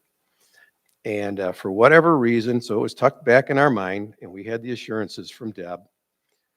Toby says, please go get the zoning permit. And since Steve was involved in it, rather than to bring another person into this, we said, Steve, could you go take care of it? Now, they understand I'm 1,500 miles away, so I'm trusting these guys to do that. And when Steve contacted the office, he spoke to Jackie. And he called me up. That was a Friday. He called me on a Monday morning. And he says, I didn't want to wreck your weekend. He said, they're not going to give you a zoning permit. And I'm like, what? Steve, August 26th. I didn't see this email till the following Monday. Jackie, this email is to follow up to our phone conversation. I'm sorry, this is Thursday. Yeah, his conversation was like 5 days before. This email is intended to follow up to our phone conversation last Friday regarding the turret project. As you could no doubt and tell from my reaction when we spoke, I was absolutely stunned to hear that there are questions regarding setbacks from this private easement that crosses this property. This project and the site plans for it have already been reviewed in detail by your predecessor, the previous zoning administrator, Deb Graber. That question has already been asked and answered, beginning with my first conversation with Ms. Graber back on February 12th, 2021. As we discussed in our conversation on Friday, please note the following. So, and then he goes through to delineate all these things. If you guys want to, I'm not going to read it here, but if you guys wanted to read it, it's right here.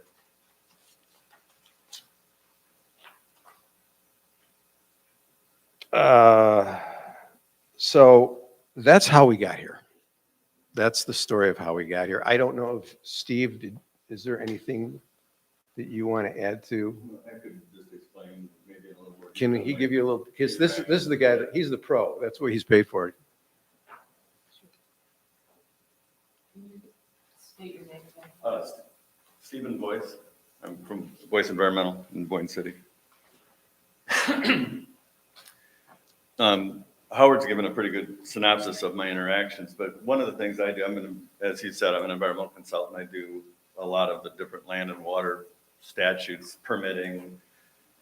Primarily, a lot of my business is wetlands, but a significant portion is critical dunes, and they seem to be, I'm getting more and more of those projects, but I've been doing them. I've been a consultant since 1983. The Critical Dunes Act went into effect in 1989. So I've been dealing with it for a long time. So anyway, on this project, one of the things I've done routinely, and I did it on this project, is Part 353 is the Sand Dune Protection Act, and that's where the critical dunes are regulated. And basically, the Eagle DEQ, or the state, has gone around and identified areas that they consider to be what they call critical dunes. Now, just to be clear, the whole property is in dunes, or there's areas that are in dunes, and you need a permit if you're in them. It's a little different than like wetlands. If you're not in the wetlands, you don't need a permit. But if your lot's in critical dunes, you need a permit. And the big thing is they don't want you to be on slopes greater than Well, you need to be behind the crest, so you can't be near the lake. If you're within 100 feet of the crest, there's all sorts of special things you got to do, and engineers and whatnot. But they're trying to keep you off those open dunes and get you further back where it's a more stable dune. But still, you got to stay off those steep slopes. But anyway, in the process of doing these applications, the Part 353 requires the state to notify 4 different entities of what's going on. The health department, and Howard, indicated this, the health department, the conservation district, soil erosion, and the township, or the local municipality that has zoning jurisdiction.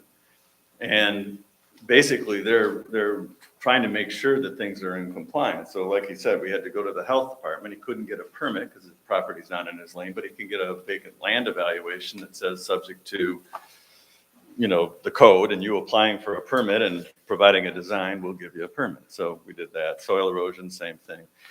As a consultant, when it comes to the township, I've got 2 or 3 projects I've done this summer up in the UP where there's, by Manistee, where there's critical dunes.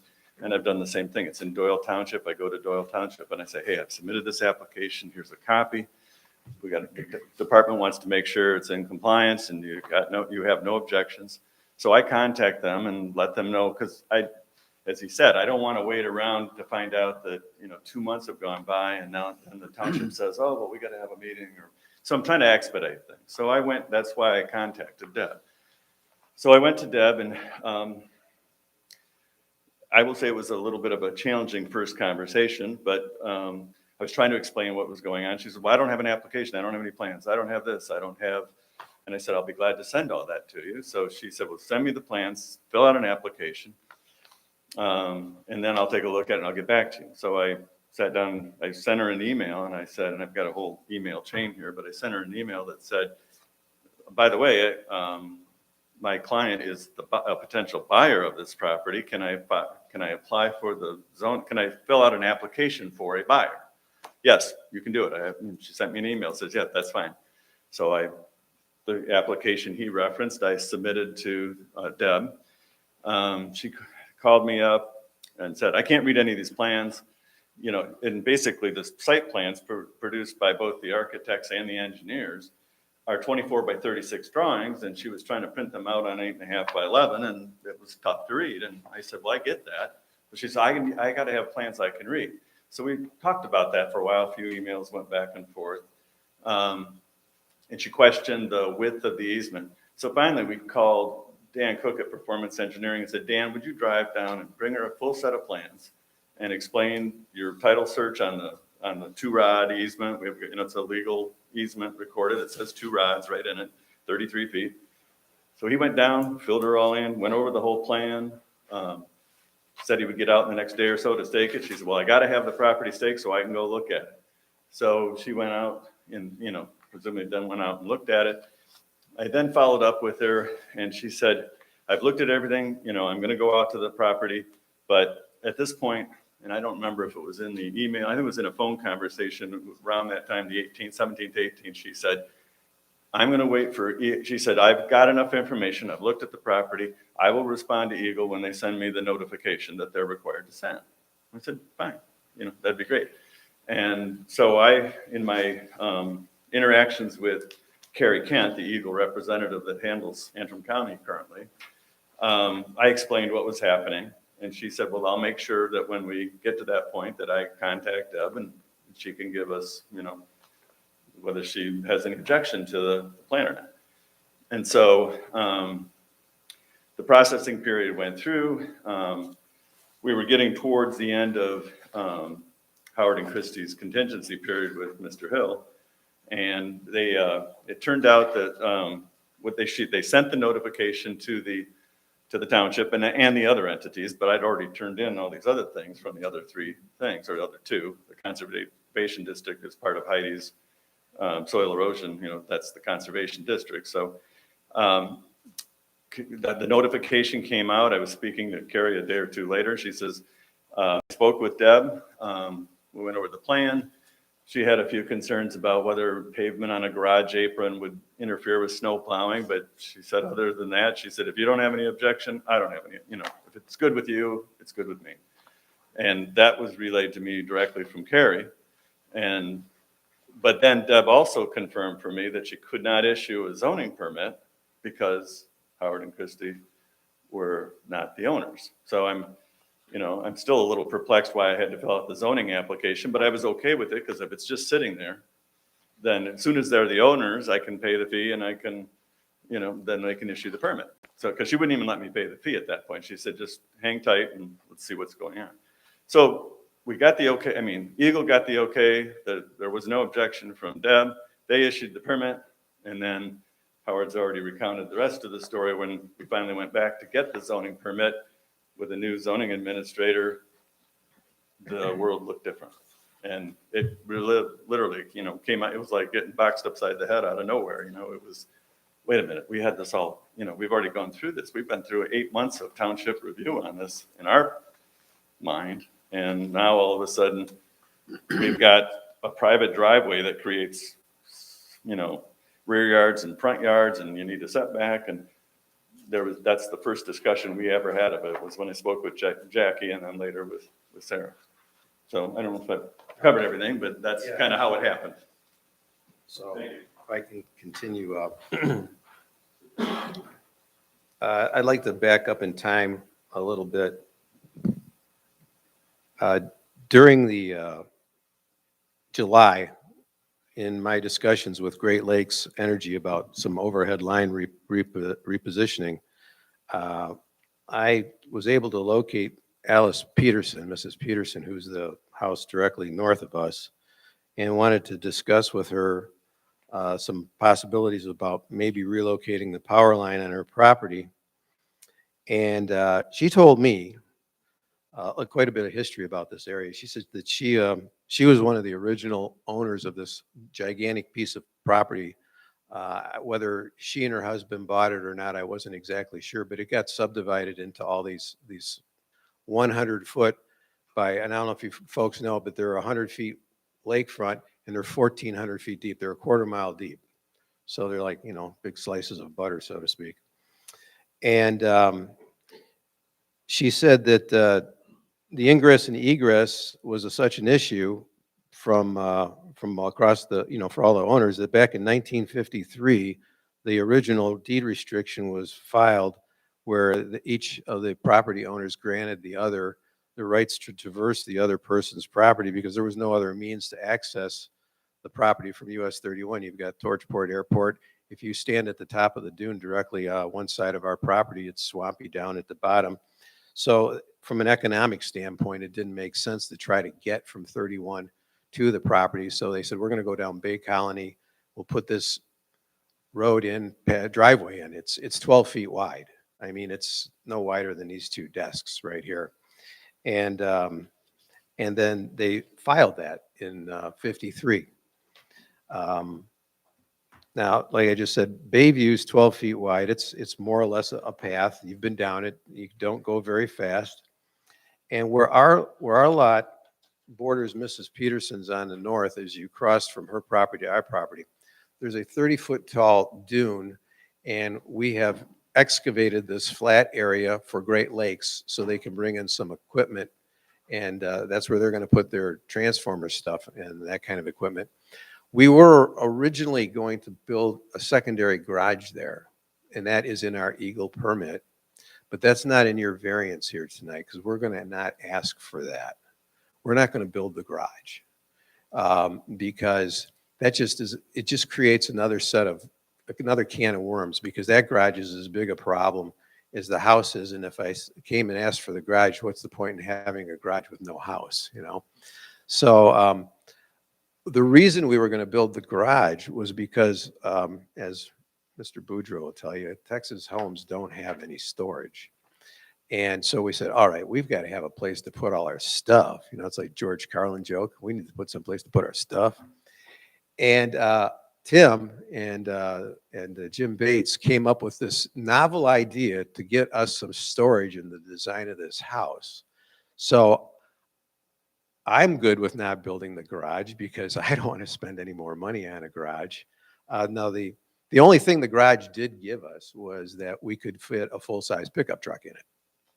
The garage that's attached to the house is If you folks familiar with GMC Canyon or the Chevrolet Colorado, the smaller version, I've got 6 inches, 3 on each end, and that'll just fit in the attached garage.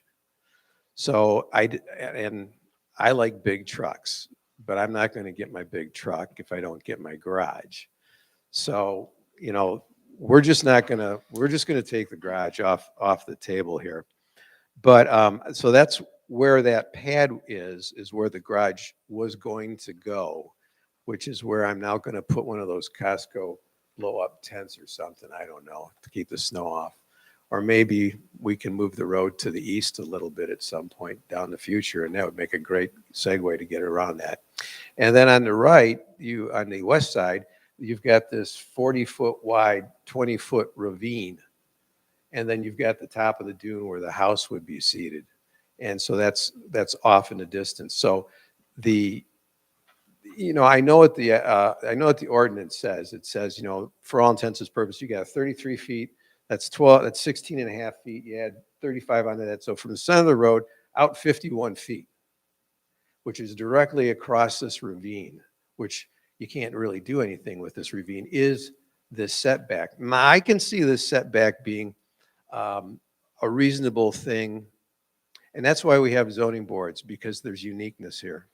I'm asking for a variance because of the uniqueness of the topography, the situation that we've kind of gotten ourselves in as a no fault of our own. We thought we were doing everything right. We were trying to be the most conservative.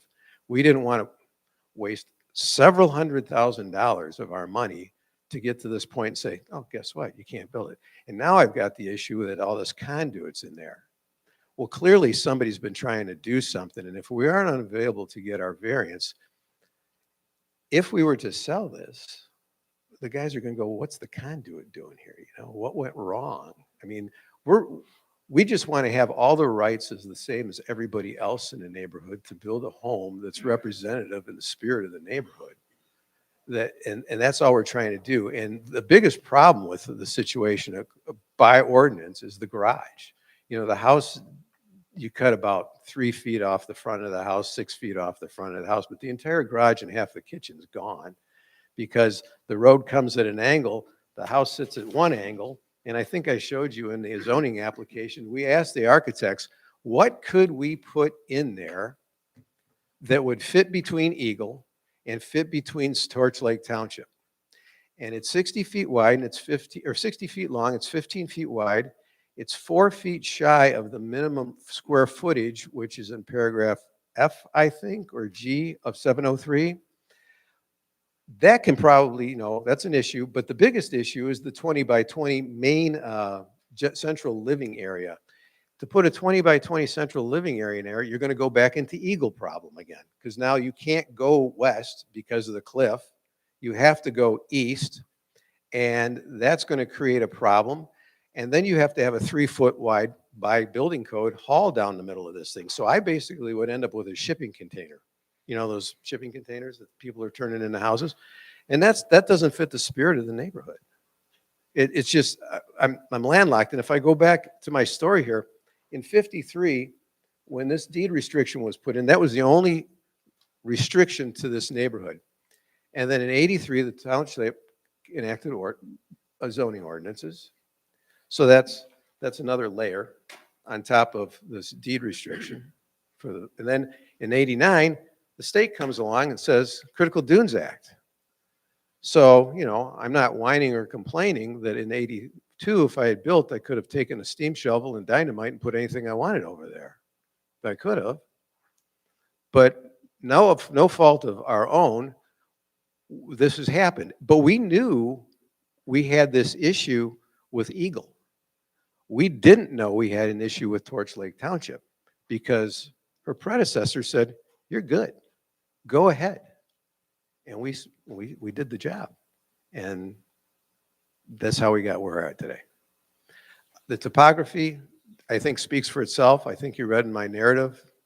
I couldn't give you pictures or words to describe it. I don't know if you guys walked down the hill to the next dune, but it's now a sheer cliff because of last 2 years with the lake. and Kate Letterly, who runs Eagle, put out, she put out a letter this spring telling everybody that's doing Eagle projects, step back from the waterfront. We don't know what the lake's going to do again. Get as far back from the waterfront as we can. Well, even if I would never, it wouldn't make any sense to build down in the valley. That would be suicide. So really, we only have one place to build. If we could figure out a way to move this project to some place that would make everybody happy, we wouldn't be sitting here tonight. It would have been done. And so I'm just saying for the Turek's retirement to come back home, would you welcome us back home, please? Because we just want to come home. So that's all I have. I mean, did you want to add anything? Yeah, this is Dave. He's just plain Dave. I'm Dave Rowe, Allward Fisher, Rice Row and Graph, 202 East State Street, Traverse City, Michigan. Howard gave a great introduction. I'll only be about another hour and a half. That's okay. So variances are for unique situations, in unique circumstances. They're not for your everyday thing. It's for when you're trying to put a round peg into a square hole. That's what we have here.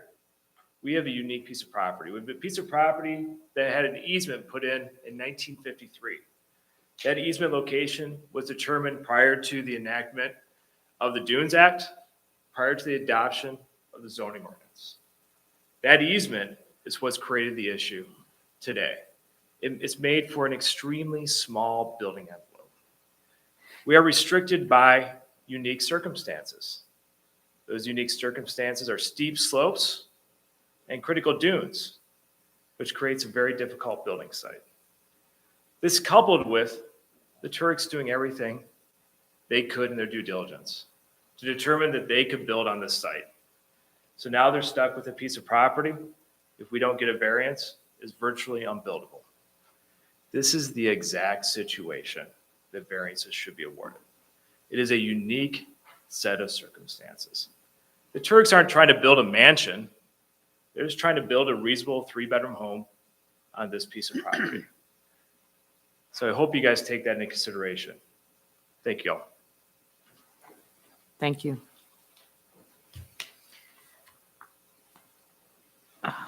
Marcia, any communications? Yes, we do have a letter. And I would like to read it. It is from Don Peterson, Alice Peterson, and the Peterson family. So this is the lot just north of you? My grandfather, and please excuse me if I mispronounce people's names, Valda Rayworth, and his 2 sisters brought our property building the first 3 of the 5 original cottages and walked through the footpath with my mom, Alice, on his shoulders. That footpath became the 2-track trail. He told my mother that if a road ever went in, it should follow the ridge. Over time, the 2-track became overly used due to the volume of trespassers.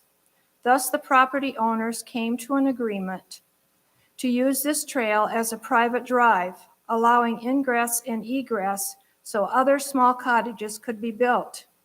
The utility easement was placed approximately 120 feet east of the drive, where the electrical company utilized the phone poles my grandfather had put in to provide utilities to the properties. Through use of excessive traffic and family members directly affected by erosion, my mom wished to move the drive back to the East Ridge, but other property owners were hesitant. Eventually, the property owners on either side of our lot decided to move their portion of the private drive without notifying my mom and set the private drive back following the utility easement. By doing so, this left the original drive at the bottom of our cottage steps. Part of the dilemma stemmed from our cabin having been built before the private drive existed. Now the regulations use this private drive for measurements that in essence were never meant to be there in permanence. Our new neighbor, Mr. Turek, is also experiencing the hardship to utilize the land available and is limited due to the location of the drive. We feel the infringement on our available workable space the same as Mr. Turek. That said, we do not desire to hinder Mr. Turek's use of his own property due to the placement of the private drive. We would appreciate any considerations offered to Mr. Turek to be reserved for us as well, should we choose to work on our own property at some point in the future, as this will set the precedent. As a side note, even though my mother in the past last remaining original member of Bayview Drive and is an affected party of the appeal, we were notified of Mr. Turek's, we were never notified of Mr. Turek's original plan, and yet again, never received any official notice of the appeal. She is ashamed to see the area has become so overrun, straying from the original aesthetics, and wishes there would have been more of an oversight of the major development of Bayview Drive that has taken place over the past 40 years, as it wouldn't have eliminated many of these issues. We are located at 1321 Bayview Drive, the north adjacent lot to Mr. Turek within the 300 feet of their property. We would appreciate your reading of this letter on our behalf at the hearing and include it into the minutes, as well as a response as to outcome of this hearing and/or appeal. Lastly, if you could please respond that we have received this letter in a timely manner, it would be appreciated, as if needed, we'd send it in another way.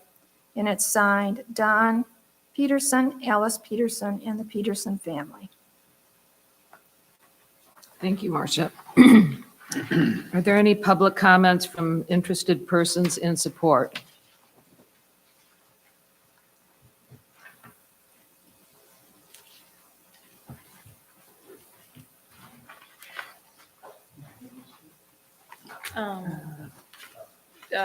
Marcia, I guess. Marcia.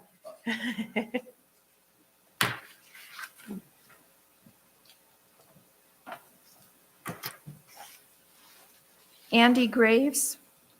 Yes, Andy Graves, 1377 Bayview Drive in Keewaydin. Kind of interestingly, Mrs. Peterson's, or the comments there about the 3 cabins originally, my family actually owns 3 cabins just north of the Petersons. So we are north of the Turek property and north of basically this activity. And I just wanted to acknowledge that, first of all, I understand the complexity of looking at this and evaluating the thing against the criteria that you have to view something like this in the roles that you have. So I can understand and sympathize the complexity of doing that and realize it's not simple.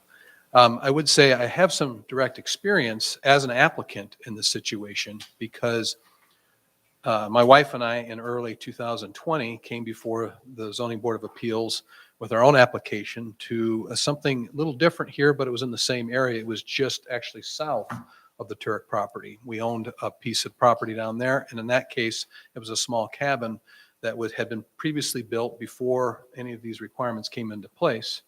And we wanted to expand upon it, and to do so, it was expansion of a non-conforming structure. It was close to the water, and we had to go through this process, and it was quite arduous. It was quite educational for me, but I can certainly relate to the complexities of Eagle, the dunes, and the situations around that, and kind of being boxed in by constraints. The properties I have now, we are looking to expand the properties we own now, again, which are north, and we are constrained again. And the cabin that's immediately north of the Petersons, so 2 up from the Turek proposed residence, is actually confined very, very much the same way. There's a dune there. There's the road. You can't move the road, or if you can, it'd be very limited.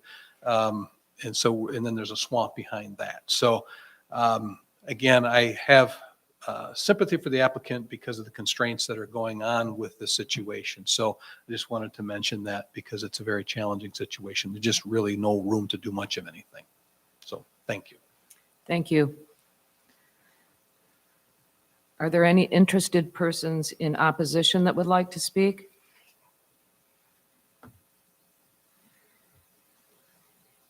Mr. Turek, do you have anything else to say? Yeah. We're really nice people. Okay. You're really nice people. Are there any questions from the board? I do. Go ahead, Marcia. Mr. Turek, I appreciate the situation that you're in. And I think the information you presented to us was very much in detail, and I appreciate that. Not being a very knowledgeable person about construction and road work and that sort of thing, I wanted to clarify something with you. In the original information we received, it looked like there was a attached garage to the house, and then across the road was another garage. Correct. Am I understanding that you're saying the garage across from the house is not going to be built? That's correct. But you are still going to maintain the garage attached to the house? That would be prudent on our part, for a place to put vehicles, snow plows, things like that. Okay. And to that point, as I mentioned, it's not much of a garage. It's shallow because of the constraints of just the property. So like I said, I would prefer to have a pickup truck, four-wheel, as you know, for various reasons.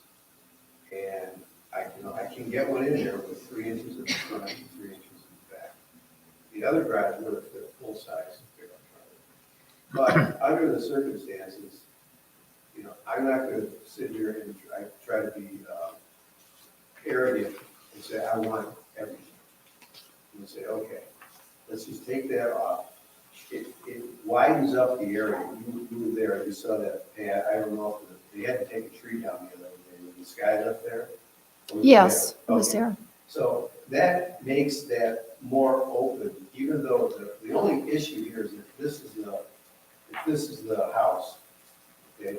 Because the house is canted, it's this corner of the garage that gets closest to Bayview, but it's still, and I don't want to point, the neighbors to the south of us that are referencing there, their car parks on the easement of Bayview, not the setback, on the easement, within 16 feet. That house is existing. I don't know when the ordinances were changed, how that house got built, and I just want to use it as an example because it's very nice people. So I figured that with the fact that we've cleared that area, and we had permission from Eagle to do that. That was in our Eagle permit, so we were within our bounds to do that. We did it for Great Lakes purposes as well. So it's going to open that area up, and it would provide a clearance, more of a clearance. Still not going to give you the 35 feet that's required for the setback, but it opens it up. I didn't want to encumber anymore. Plus, the architects did a great job of giving us some storage. So we're just going to take that garage off the table. Okay, thank you. My second question is, looking at the dimensions here and Sarah's reference to the building, it looks like your side setbacks are 10 feet on each side. Is that correct? Yeah, there was no issue with side setbacks.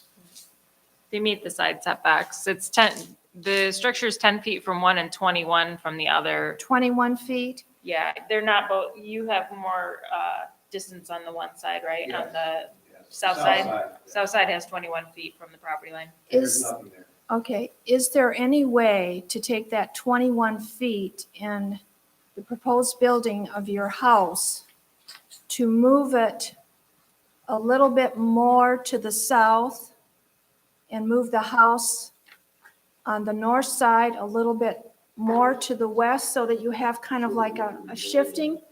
We need to add, I'm glad Tim's here. Tim's the architect. Tim, do you want to speak to that? And I That, have a I'm personal- just thinking that might give you a few more We feet. tried to going south or north accomplishes nothing. Okay. Our whole issue is we have to go west. And if you stood at the edge, you saw the orange stakes for the house and the blue stakes for the steep slopes.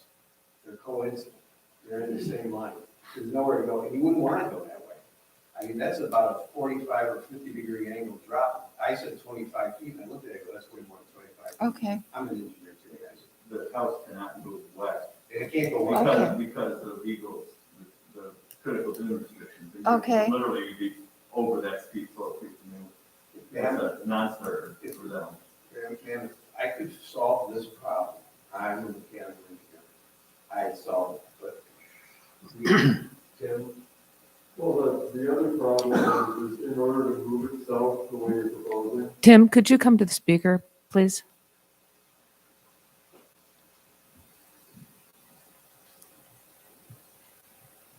my name is Tim Fisher. I'm with InDesign in Charlevoix, and we worked on this project. We spent a lot of time trying to maneuver the house around, but one of the problems is you walked in what almost looks like a little driveway. That little driveway, it falls into a ravine, which is where the septic is going to go. But basically, if you tried to shift that, you go right into that ravine. We moved the house as many times as we could to try. In fact, is part of the one corner of the house is actually cantilevered on basically they're piles, but this whole thing is built on piles. But that corner cantilevers into that valley. So to try to move it anywhere to the south, you basically go further into the ravine, and you wouldn't allow us to do that. okay, thank you. So we really are pinned in there. Okay, And we really have tried to move it like 20 times, okay. at least. My final question that I have is relating to Bayview Drive. You did mention the possibility that if the garage was not built to the east, that maybe there would be a possibility to move the road a little bit farther to the east. I can talk to that one. That's an egress easement. Excuse me, would you all please come to the mic? It actually helps with the recording back there. It is an ingress and egress easement. We don't have the right to unilaterally move the road. You would have to get every parcel owner on the entire roadway to agree. Okay, And we've talked, go ahead. When this whole thing got started, this is the first time we've built a house. I've always bought somebody else's house and fixed it up and sold it at a loss. And I didn't know who to contact, so I called the office, and this guy named Bob answers the phone. And I told him who I was. It was Bob Cook. And we discussed that, and he says, you can't move that road. That's not yours to move. Even though it's on your property, you cannot move that. He says, it's just not on the table. It's not, and I don't know why.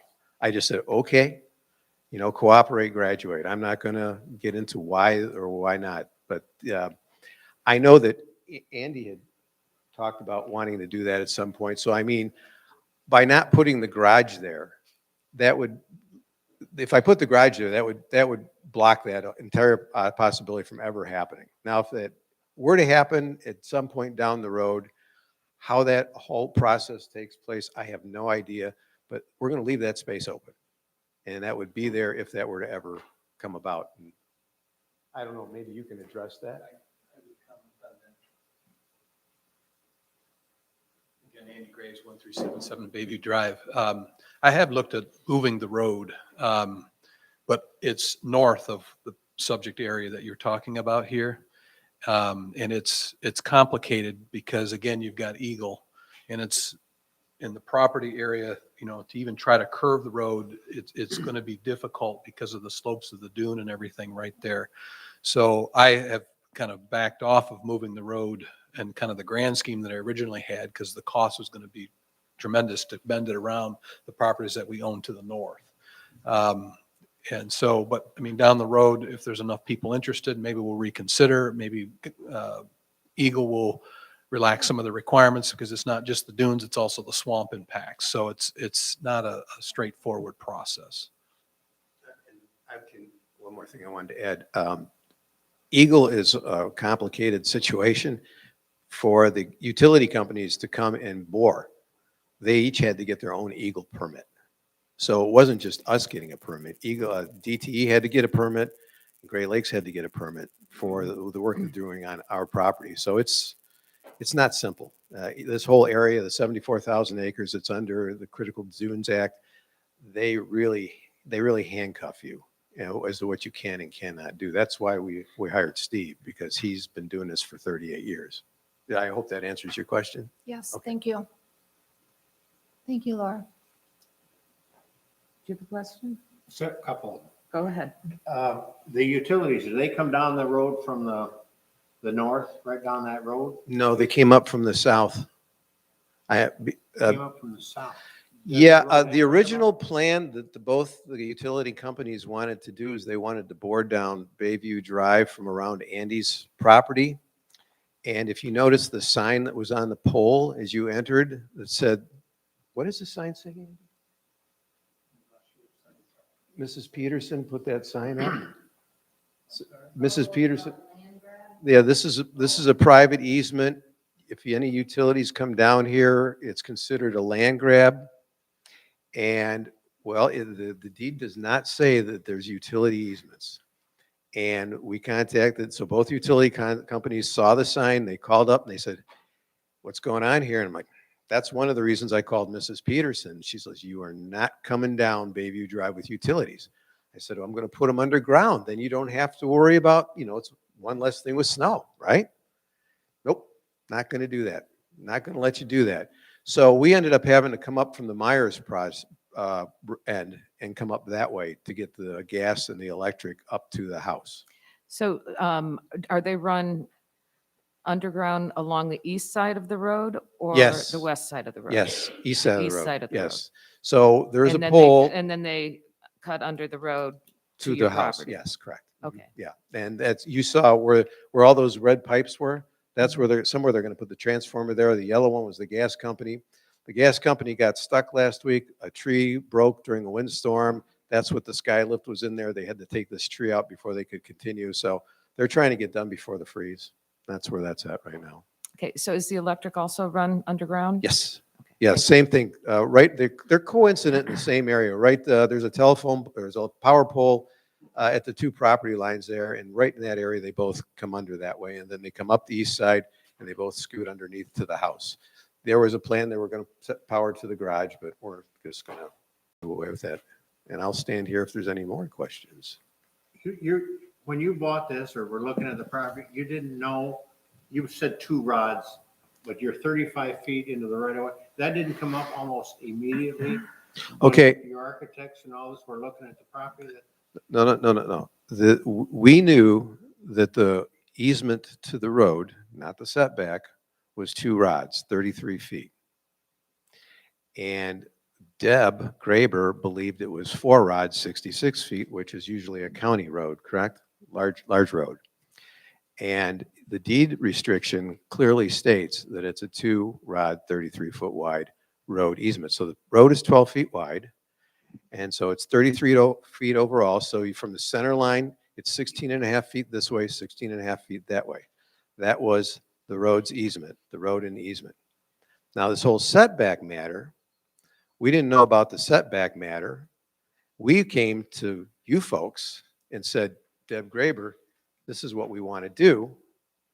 Deb got a little wrapped around the axle about 4 rods, 2 rods.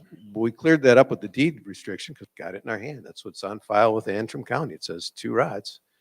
And then as Steve explained to you, she went, walked the property. The property was staked by a professional surveyor, not by Howard and his hammer. And she said, you're okay. I'm good with it. Nothing came up about this 35-foot easement because, quite honestly, when you get into the definitions, if you read the definition of right-of-way and what's the other one? Help me here. You wrote it. Come on. The only one I think is easement, but.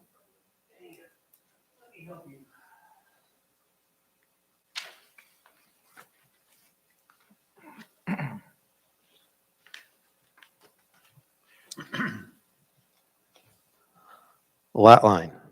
a line that divides two parcels of property, or a line that divides a parcel of property from a road, right-of-way, or water body. In the case of a site condominium unit, the lot line shall be considered as being the outer boundary lines of the limited common area associated with each unit. May 19th, 2015. Right-of-way, an alley, road, or other alley, street, road, or other thoroughfare or easement permanently established for utilities or the passage of persons or vehicles, which is used to establish a lot front, provides adequate permanent access. This didn't make any sense because it was convoluted the way it's written. These are your definitions in your ordinance. So we didn't read this at the time. Rather than try to figure out this origami puzzle that we had called the ordinance, we went to the ordinance specialist, the zoning administrator, and says, here's our site plan, here's our survey, here's our staking. You tell us if it works. And she said, yes. Once you own the property, I'll give you a permit. It's not my job or our job to try to interpret that because we're going to make a mistake. That's why Eagle sends these things out, because Eagle can't know Torch Lake Township or Emmett or all the different townships. They can't know about every health department's code. So they go to these various municipalities. Your point is that the township here okayed this right away. They okayed this zoning permit. The zoning permit, knowing, right.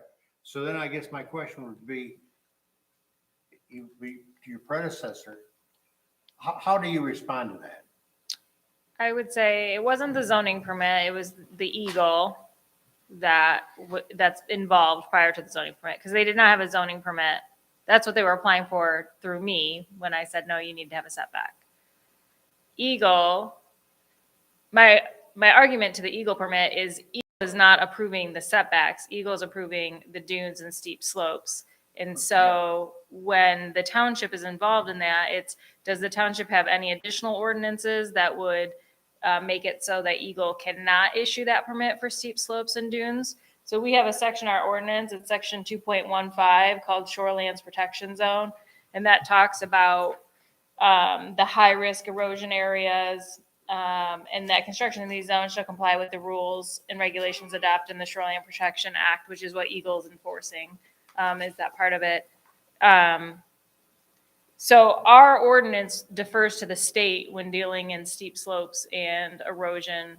I guess what I'm asking, and I realize you didn't do this, Right. but we're told that he has a permit, or he was told it was good to go.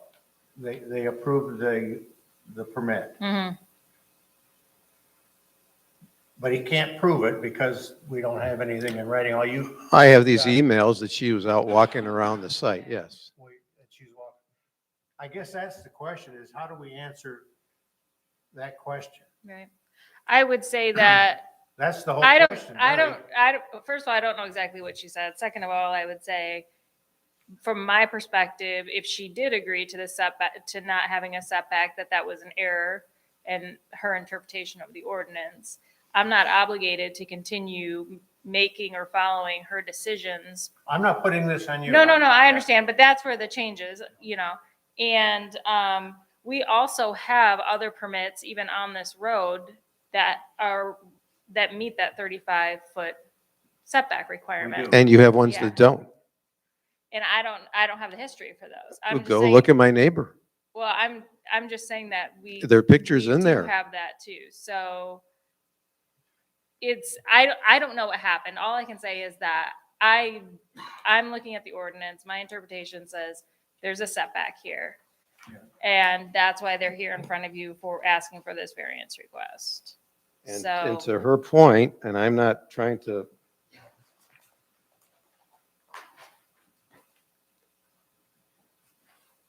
I've been down there. I know what So, the house to no. the south looks like. No, we've seen it. This We're- house- we're this familiar car is with it. parked on the easement. Yeah, So all I want to do is build a house, folks. And, it's not like we're dealing with US 31 traffic. There's not a lot of parcels of property left back there. And it was an oops. This is a big mess. this is where it got started. That is not here anymore. If that person had given me the answer that Sarah gave you tonight, we wouldn't have bought the property. You wouldn't have bought the property. Nobody would have spent the kind of money Christy and I have spent on top of all the fees and legal fees and professional fees. I would have walked away because I had a contingency in a purchase agreement.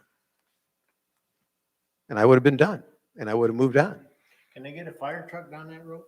Yeah.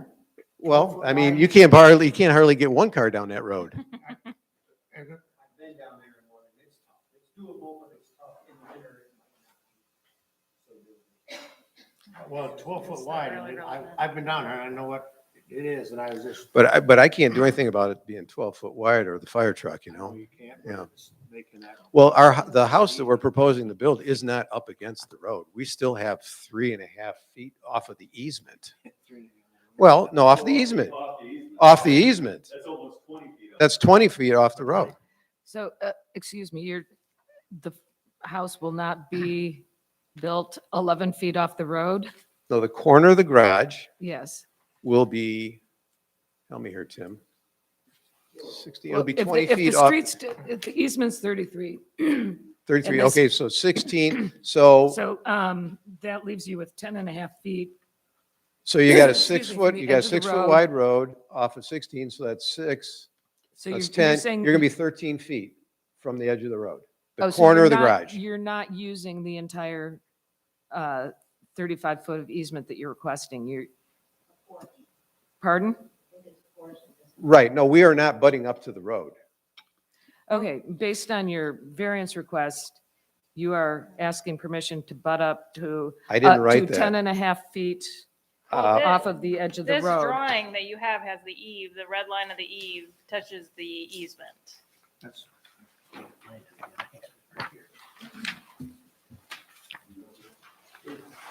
I mean, it can be You're less. working with a blueprint. We I It can be wouldn't advertised find it- anything we to have. advertised it for more, so it's better that we advertise it for the whole thing instead of, but we would But- clarify. But we would clarify, bring it back to what they actually need and not Right. giving an inch more. Right. Here's the edge of the road. Right. That's not right now. Right.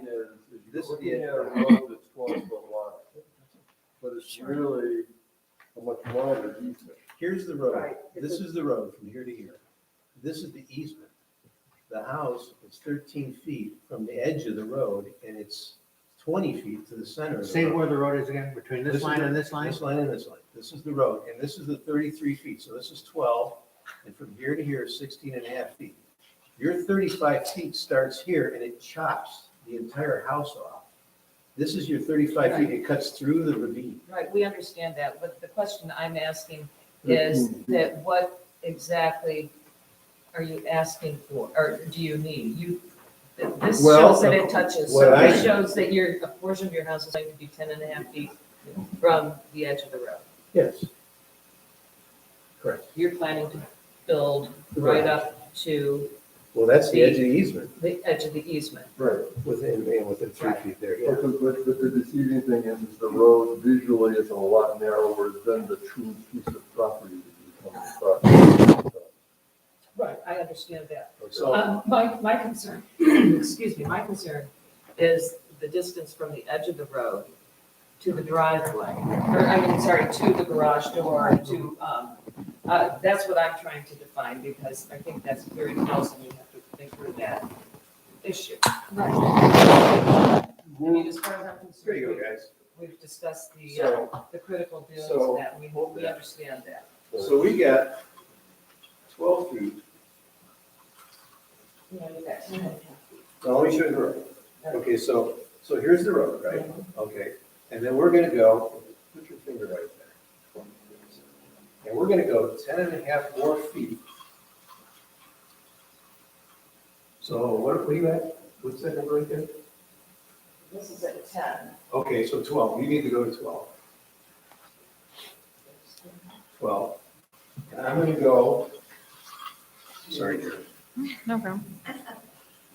This is where the corner of the house is, this is gonna be the edge of the house, right here. That's not part of And that's the road. Is there room from the side of the road to the side of the house for a vehicle to park? I don't understand the question. Well, that's what my, is there Well- room for a without garage door open for manhole to pull Oh, yeah. off? the No, ground? you're responsible. So There might be a car. You're gonna The pull it. average but if I had a No, we're small not, we're pickup not gonna truck, park in I front would be because out I in the just built road. a parking lot across the street. got a parking pad across the street. I built a parking pad that sits four full-size pickup trucks across the street. You can. And when we're done, that's gonna use a staging area for construction. When we're done, we're gonna bring in gravel. We're gonna finish that off. That's what we So decided. with a regular car. We should get back to the microphone so that Come on. the public can hear. Back to the microphones. Okay, So does this help? yes. Yes, Never leave Very house much so. without tape. Yeah, see, this one is Yeah, all same thing. thing. You guys can have this if you want. I thought you meant the tape measure. You can't have the tape. TSA's tagged me on that twice. Did that answer? Yeah, I did. Yeah. So I think that was all I had a question right now. I'm still confused about how we handled what he was told by the predecessor here. I don't, I don't know I how, don't- did we deal with that at all or just? I don't think that's the issue. A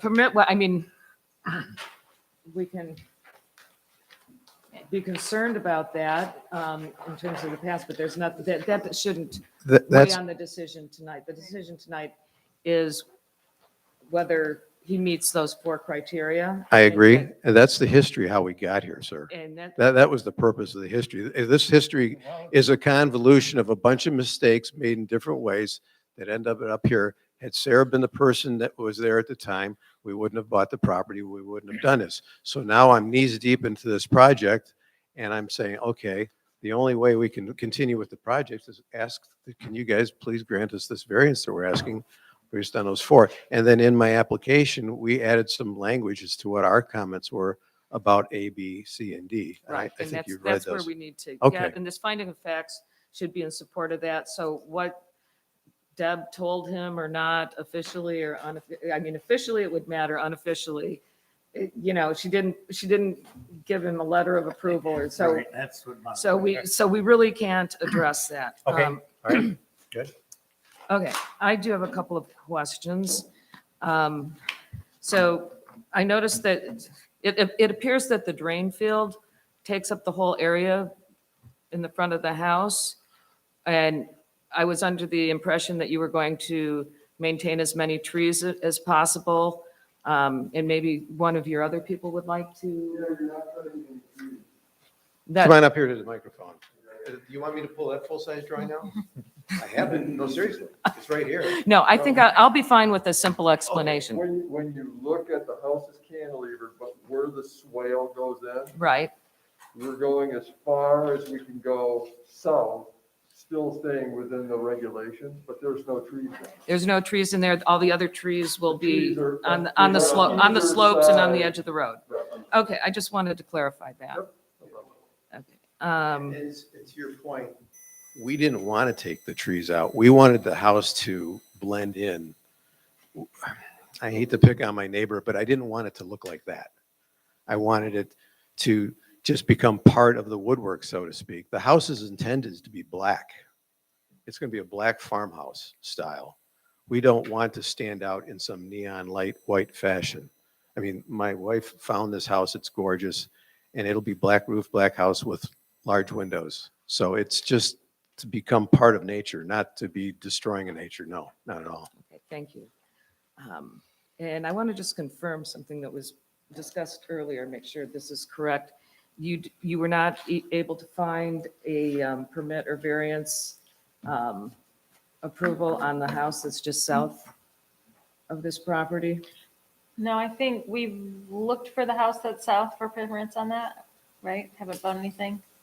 We haven't found anything on that house. So I don't know when it was constructed, and I don't know, when the permit would have been, and I guess to explain that a little bit, the permits are filed by year. And so unless you have the key to figure out what year it was issued to find the box that has all those permits in it, you know, they're not filed by parcel number or even name or anything. So we've looked through the information we have available and we haven't been able to find a permit for that house. And that house wouldn't pass muster today, correct? Well, they would need a variance as well. Right. They would have needed a variance.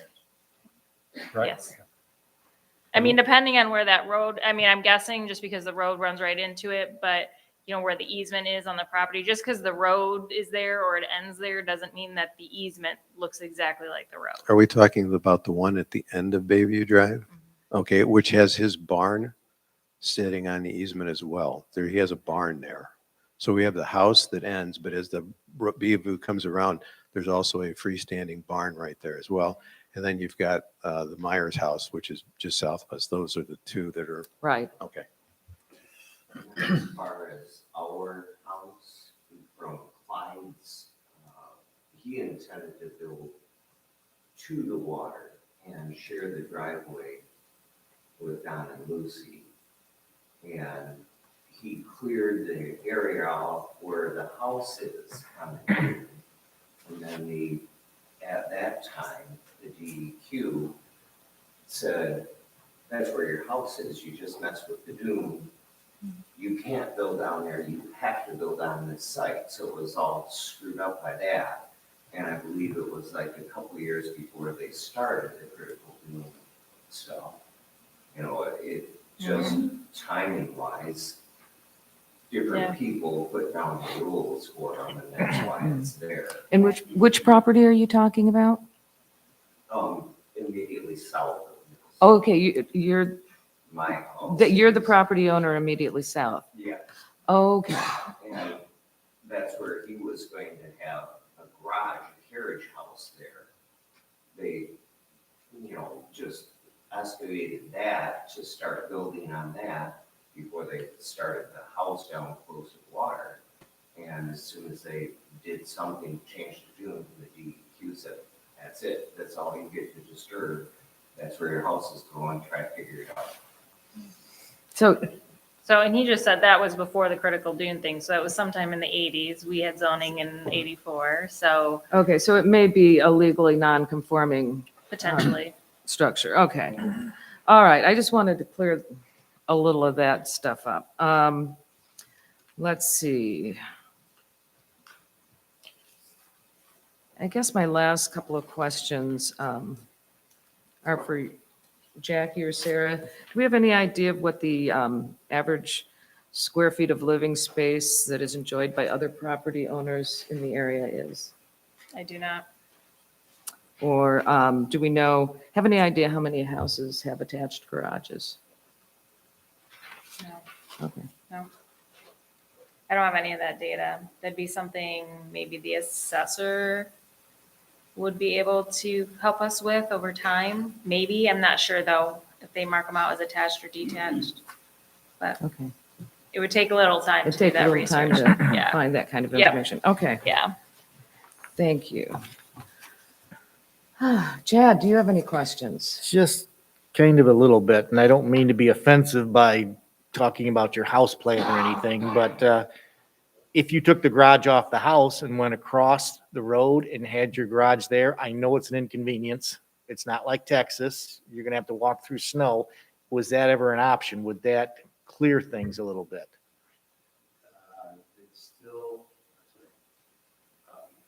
It still takes off part of the kitchen and the laundry room. Okay. So it's still a major, what was shown in our application is what you'd end up with to try to make everybody, all the entities happy. Would you also need a variance? And you can't make the setback put in the garage on the other. On the other side, you'd still need. a Yeah, we don't variance. have, we wouldn't meet the setback on the other side. And then we don't have the 20 by 20 living space, so then we'd have to go back to Eagle to get a Eagle permit for that. So I mean, that's out of your ordinance, is 703. Okay. We don't meet the minimum square footage, but the biggest one is the 20 by 20. We start going back over steep slopes again. So no matter what we do, we're damned if you do, damned if you Now, don't. did Eagle they protect the dunes, but you're saying a steep slope. Is that just an That's all the same inconvenience? thing. It's all part of Yeah, their. anything they can't greater get than into it. 3-to-1, 3-on-1 foot up, 3 foot out, which like Steve said is about like this. They're okay with that, but you were there. We don't have that. They're all more than 4-to-1. They're probably 5, 6-to-1 in some areas.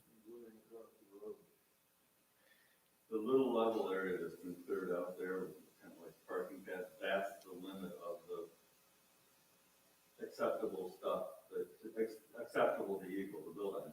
You'll see blue stakes right on the back of it. That whole slope behind it is off limits, without a special exception, which you're not. And then getting to the water itself. I have a bad hip and a bad knee. Are you going to have to put steps in, and is that going to be okay, or? Yeah. Under the Critical Dunes Act, elevated boardwalks and stairways, they have to be elevated. They can't be wider than 5 feet, but they don't require a permit under the statute. So you can build a stairway down the slope to protect the dune. I mean, they kind of want you to, so they made it's an exempt activity. So if it's 6 feet wide, I need a permit, but if it's 5 feet or less, elevated, stairs and walkways, boardwalks. Okay, thank you. I think that's it. Okay. Madam Chair, I have another You have another question. question? Go ahead, Marcia. I don't think you have access to this, but what we were given in our packet is a picture of the said private drive, Bayview Drive, which shows your property highlighted, so we know where your property is. But it looks like there is a road that goes farther down, and it looks like there are lots divided off. I'm not sure if there are lots that are built down there or if they're for sale or what, but my main concern is, and it doesn't have too much to do with you and what you have done, but I'm coming at this from a safety point of view. I'm thinking about going down this road with an emergency vehicle. You have a fire truck, you have an ambulance, you have police cars going down. And when I look at your property and many properties before that, I'm wondering how a fire truck can get down there and be able to turn around and get back out. I'm totally at amaze at that. And I don't know if farther down there are denoted places for turnaround that larger vehicles, such as a fire truck, a school bus, a van, a delivery truck, something like that. I just see going down that road in a very difficult, you would have to back out. A couple of things.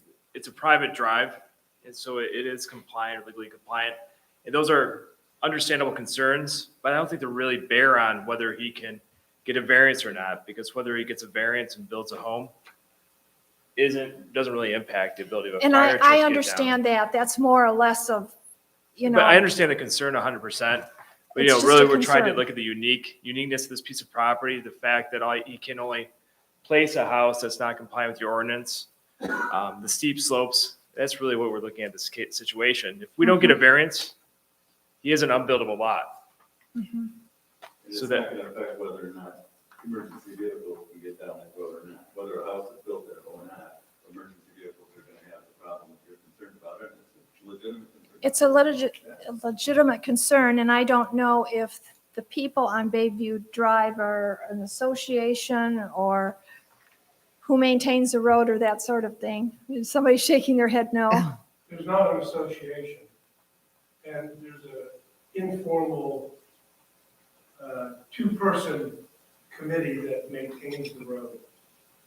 And we solicit a payment every year to maintain and plow in the winter.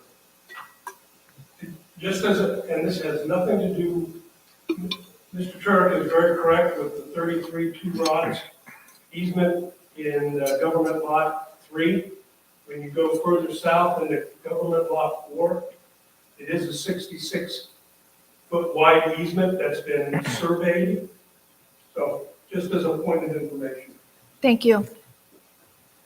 Thank you. Any other questions? Okay, I'd like to make a motion. Oh, we don't need to. Would like to close the public hearing now and begin the board deliberation and finding of facts. I have a few. I guess I'll start with mine. See if we Okay. can move this along. The property is located in the R1 zoning district and is currently vacant. Do you all agree? Yes. The property is located in a critical dune area, and the applicant has obtained their required Eagle permit for construction, which severely limits the building envelope of this property. Yes. Do you want me to say it again? The property is located in a critical dune area, and the applicant has obtained their required Eagle permit for construction, which severely limits the building envelope on this property. Board? Agreed. Agreed? Yes. The parcel is conforming as it meets the minimum size and width requirements. Yes.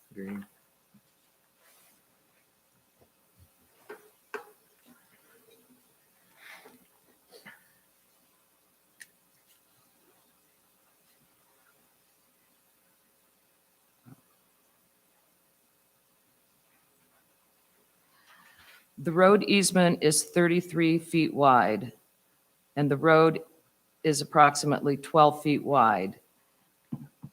The applicant is requesting to build at a distance of 10 and a half feet from the road.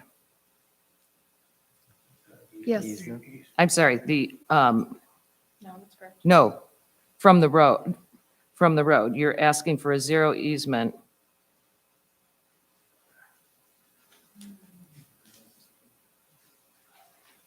If the easement is 33 feet, the edge of the, and the road is in the center of that, and it's 12 feet, you have 10 and a half feet from the edge of the road to where the house sits.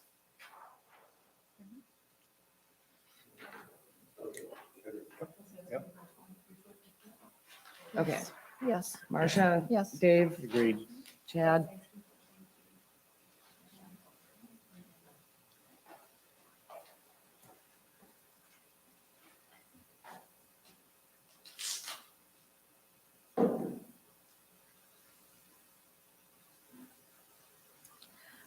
I would like to say, even though we don't have statistics on this, that an attached garage is commonly enjoyed by other property owners in the same zoning district. Yes. Wait, an attached, an attached. An attached garage. Yes, yes, yes. Is commonly enjoyed by other property owners in the same zoning district.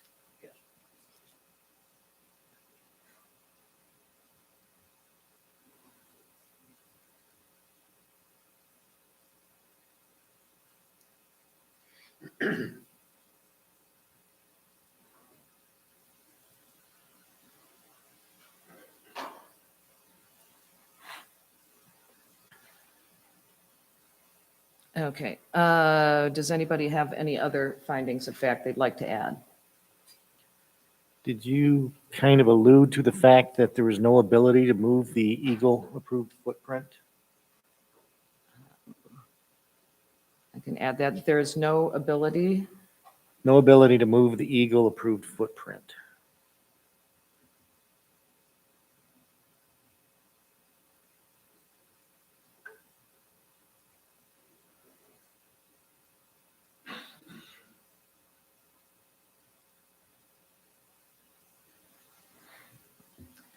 Okay. Any others? Oh, I'm sorry, I didn't get agreement from the board. Yes. Yes. Okay. Any others?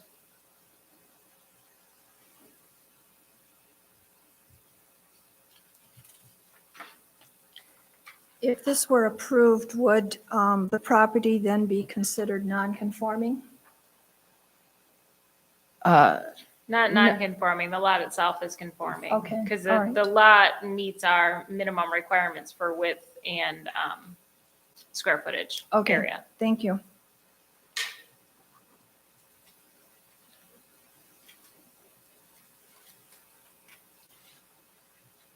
I have no further. Okay,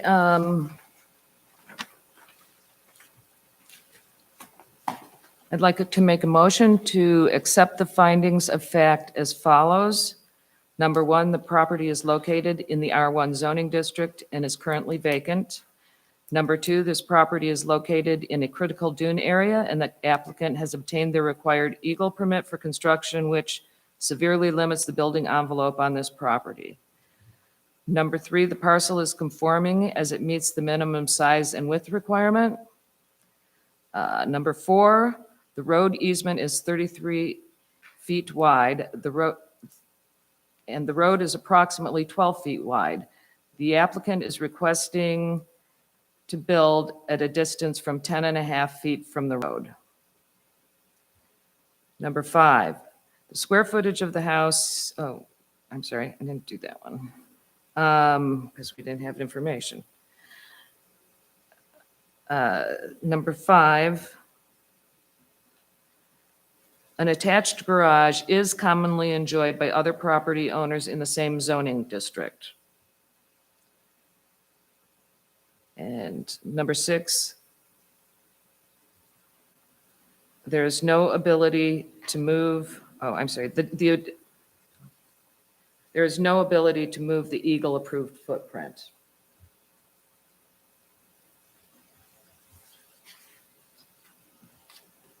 Can I have a second to accept this motion, these findings of facts? I'll second. Any further discussion?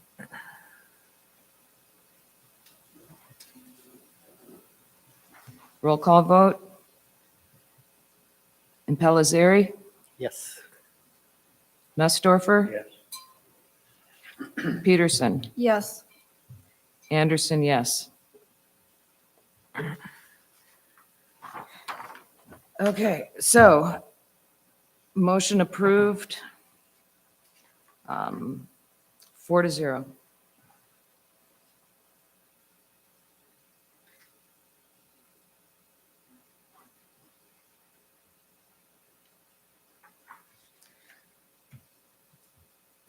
No further discussion. We will open the public hearing. Do I need a motion for that? Mm-mm. Okay.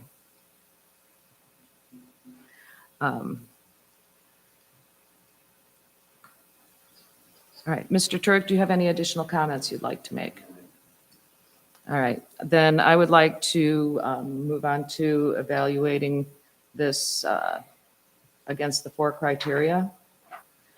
And so I think we're all pretty familiar with them, so I'm not going to read through them ahead of time. We'll just tackle them one at a time.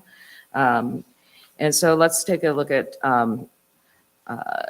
criteria A, that special conditions or circumstances exist which are peculiar to the land, structure, or building involved and which are not applicable to most other lands, structures, or buildings in the same zoning district.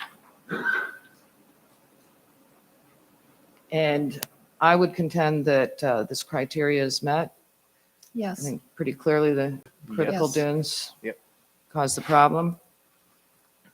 And so that would be supported by fact number 2.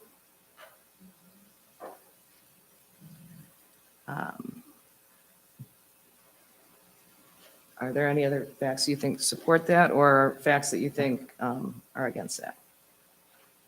Okay. Let's move on to B.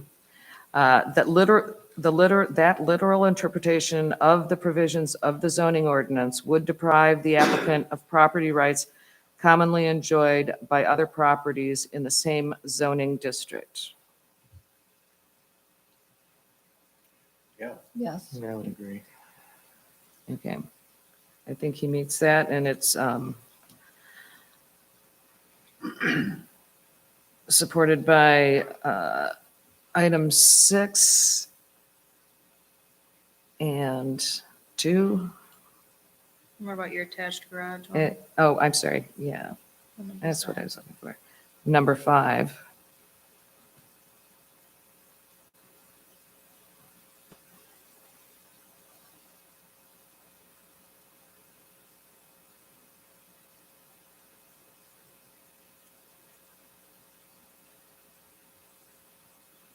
Okay.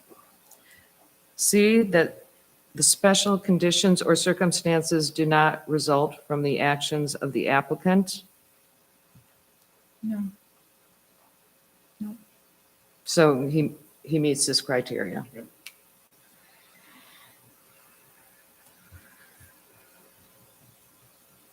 That the authorizing of the variance will not be of substantial detriment to the neighboring property and will not be contrary to the spirit and purpose of this zoning ordinance. I would agree with that. You're okay with that, Marcia? Yeah. The only thing I'm questioning is the spirit of the zoning ordinance, but I agree that there's not much we can do about the situation with the property. So I would agree with that statement. Okay.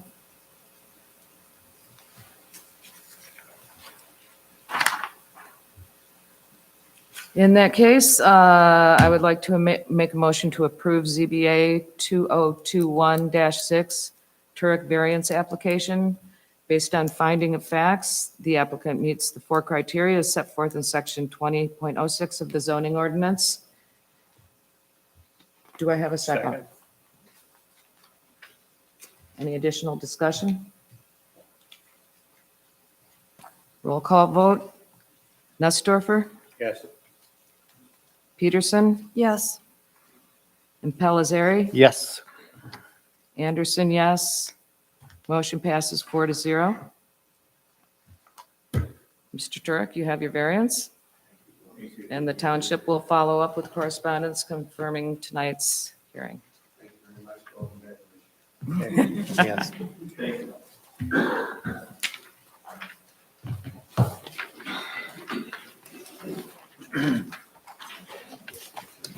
Congratulations, Robert.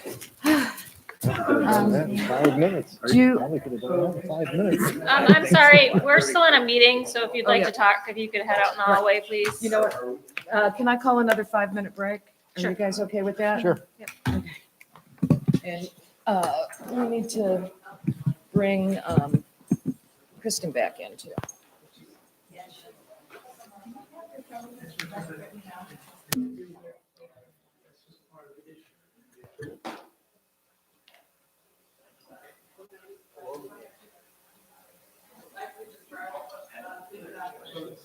Next time you're in town,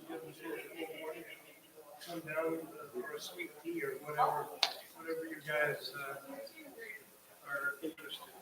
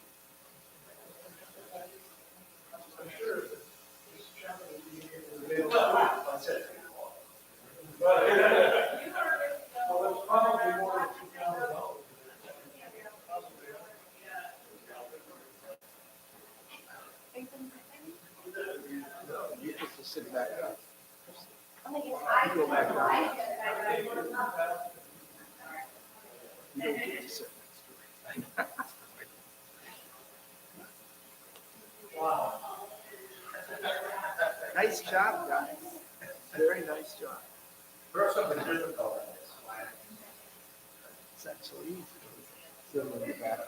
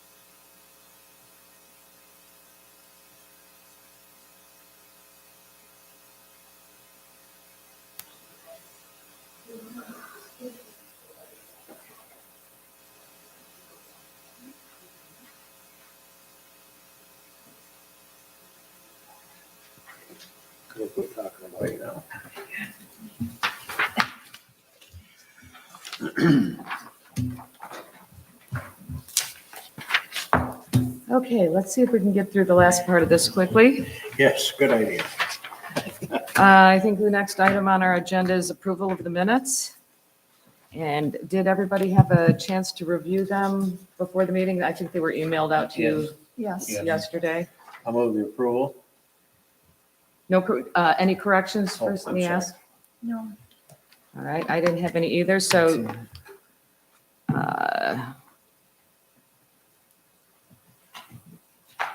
we have a motion to approve the minutes. I'll All- second. Marcia seconds. Discussion? Those in favor? Okay. Those opposed? Okay. Marcia, are there any other communications unrelated to tonight's hearings that were received? I have not received any. Is there anyone in the audience who wishes to make a additional public comment tonight not related to the hearings?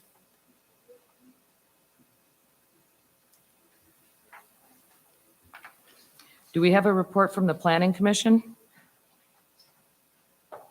Not this.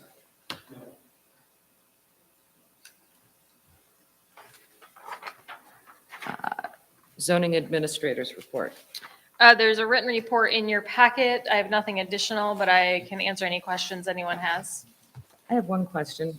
The past reports listed ZBA reports, and did I miss a page? Did I not get a page? And violations. My report does not include those. Typically, it does. It must have just maybe not printed or it didn't get copied. Usually they're at the end. Okay.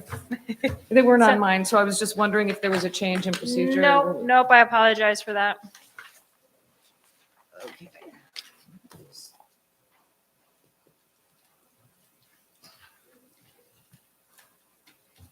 Okay.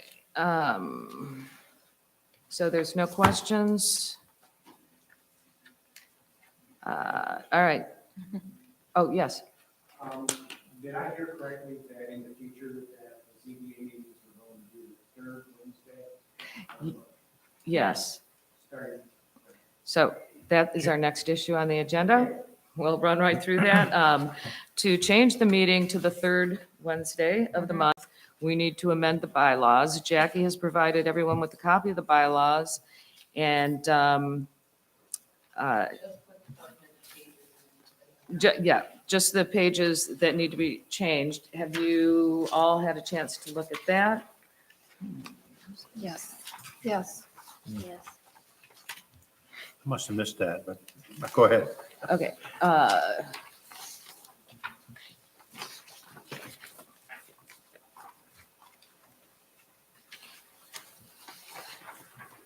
It's this right here?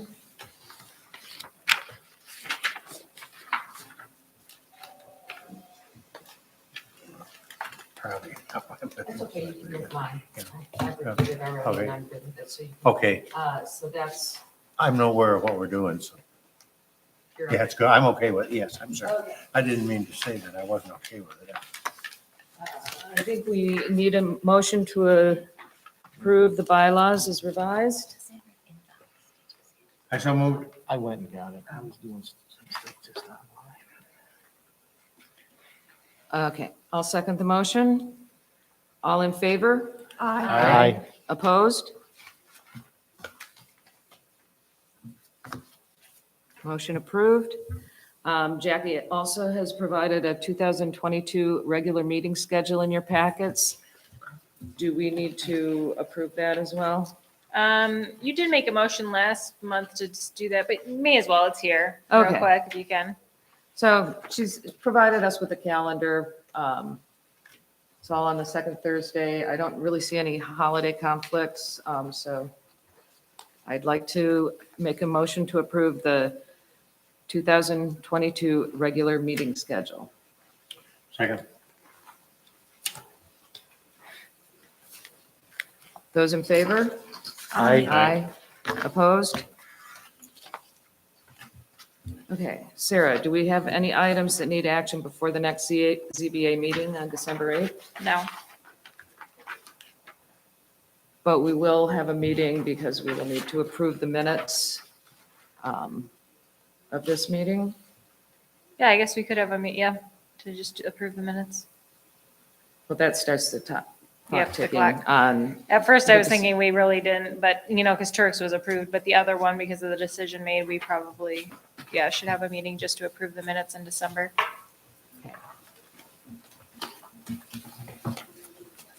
Just a quick point of order. So you're going to pull us in here for about 10 minutes and pay us $50 and Yeah. So when the ZBA makes a decision, the clock starts for the appeal. They get, I think it's 30 days from when the minutes are approved. So if you don't approve the minutes, their window for being able to appeal to circuit court stays open until you approve those minutes. Are we concerned about that? Do we, I'm not sure. I think it's good practice to do that. I know that it seems, you're coming in for this, the minutes approval. Maybe I'll see if I can find something else. I don't know. Maybe I can screw up. Consider it compensation because you were here until after 10 o'clock today, much longer than a regular meeting. So that'll make up for it, your short meeting next time. okay, Marcia, I think you wanted to. I would just like to make a comment regarding the property, Turks, and the roadway. And my personal opinion was that it was very difficult for an emergency service vehicle to get down the road. And my concern is that, noting that there are farther properties south of that that are going to be up for sale or have already been sold, and maybe thoughts and building processes are already starting in the plans. I'm just concerned about going farther down that road with emergency service vehicles. So that is my only thought about that maybe we should address something in the planning commission or the master plan. And I would suggest also that when our taxes come out and our newsletter comes out, I think it's a prime time for the ambulance service and the fire department to make a suggestion to all property owners to view their property, their access, their turnaround, their exit from their property for emergency vehicles, to see if it is appropriate.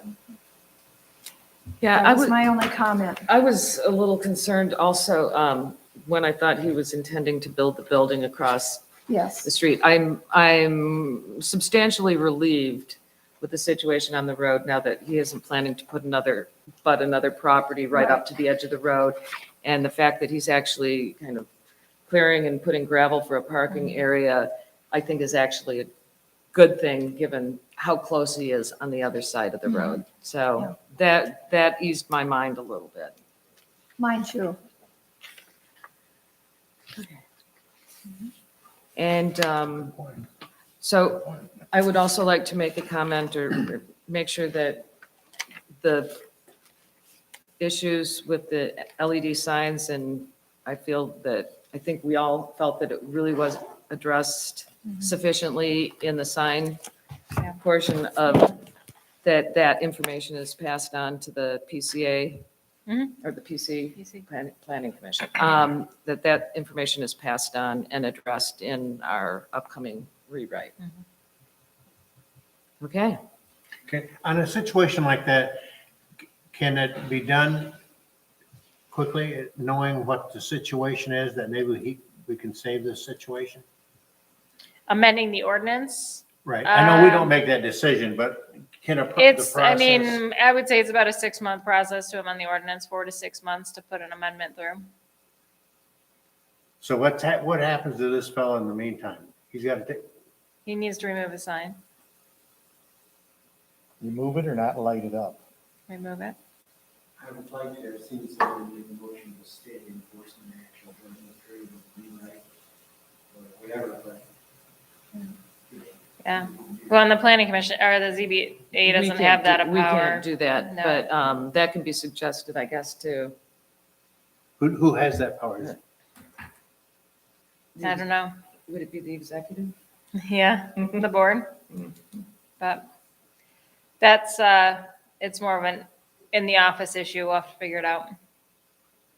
I mean, we don't know what the ordinance is gonna say either. Appreciate that, yeah. You know, the rewrite and what will be allowed or not allowed in the future ordinance. So I think I don't know. everybody here felt that the sign is actually an improvement over Right. what was Yes. there before. Yeah, Unfortunately, Yeah.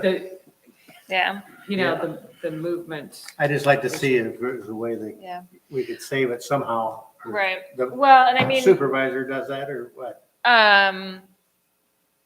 kind of I mean, off topic, but because you're talking about it. So we would have to write an ordinance that would allow that size of LED sign to move in a certain amount of time, that we would have to give to all other property owners as well, that right to do that. So while he says, I'm not gonna change it more than every 30 seconds, or I'm not gonna do this, or I shut it off at dark, you know, those are all regulations we'd need to put in the ordinance so that everybody does that. Because Sure. if they're not in the ordinance in that way, you can do it in a different way. And so something to consider is if you would like to allow that size of sign, LED sign on every commercial property in the village, or in our commercial corridor. And I'm not saying what's right or wrong, I'm just saying that even though it's an improvement to his sign and it looks nice and what he did, you also have to consider that everybody else that's zoned village business or has a retail would be able to have a sign that size that does all the same thing that his sign does. So that's what, I'm sure there will be lots of conversation at the planning commission level about what that should look like. Also, right now, our sign ordinance has small square footages for signs, so the 2 signs he has there don't meet the size requirement of our zoning ordinance currently either. So there's lots of components to it that he's kind of brought to light with his sign that's there. So we'll have to see how that works out in the new ordinance. Okay. Anything else? How about a motion to adjourn? Are you making it? I'll make that. I'll second that. All in favor? Aye. Opposed? It's 10:16. And we get overtime now for this? We didn't discuss that, did we? So you got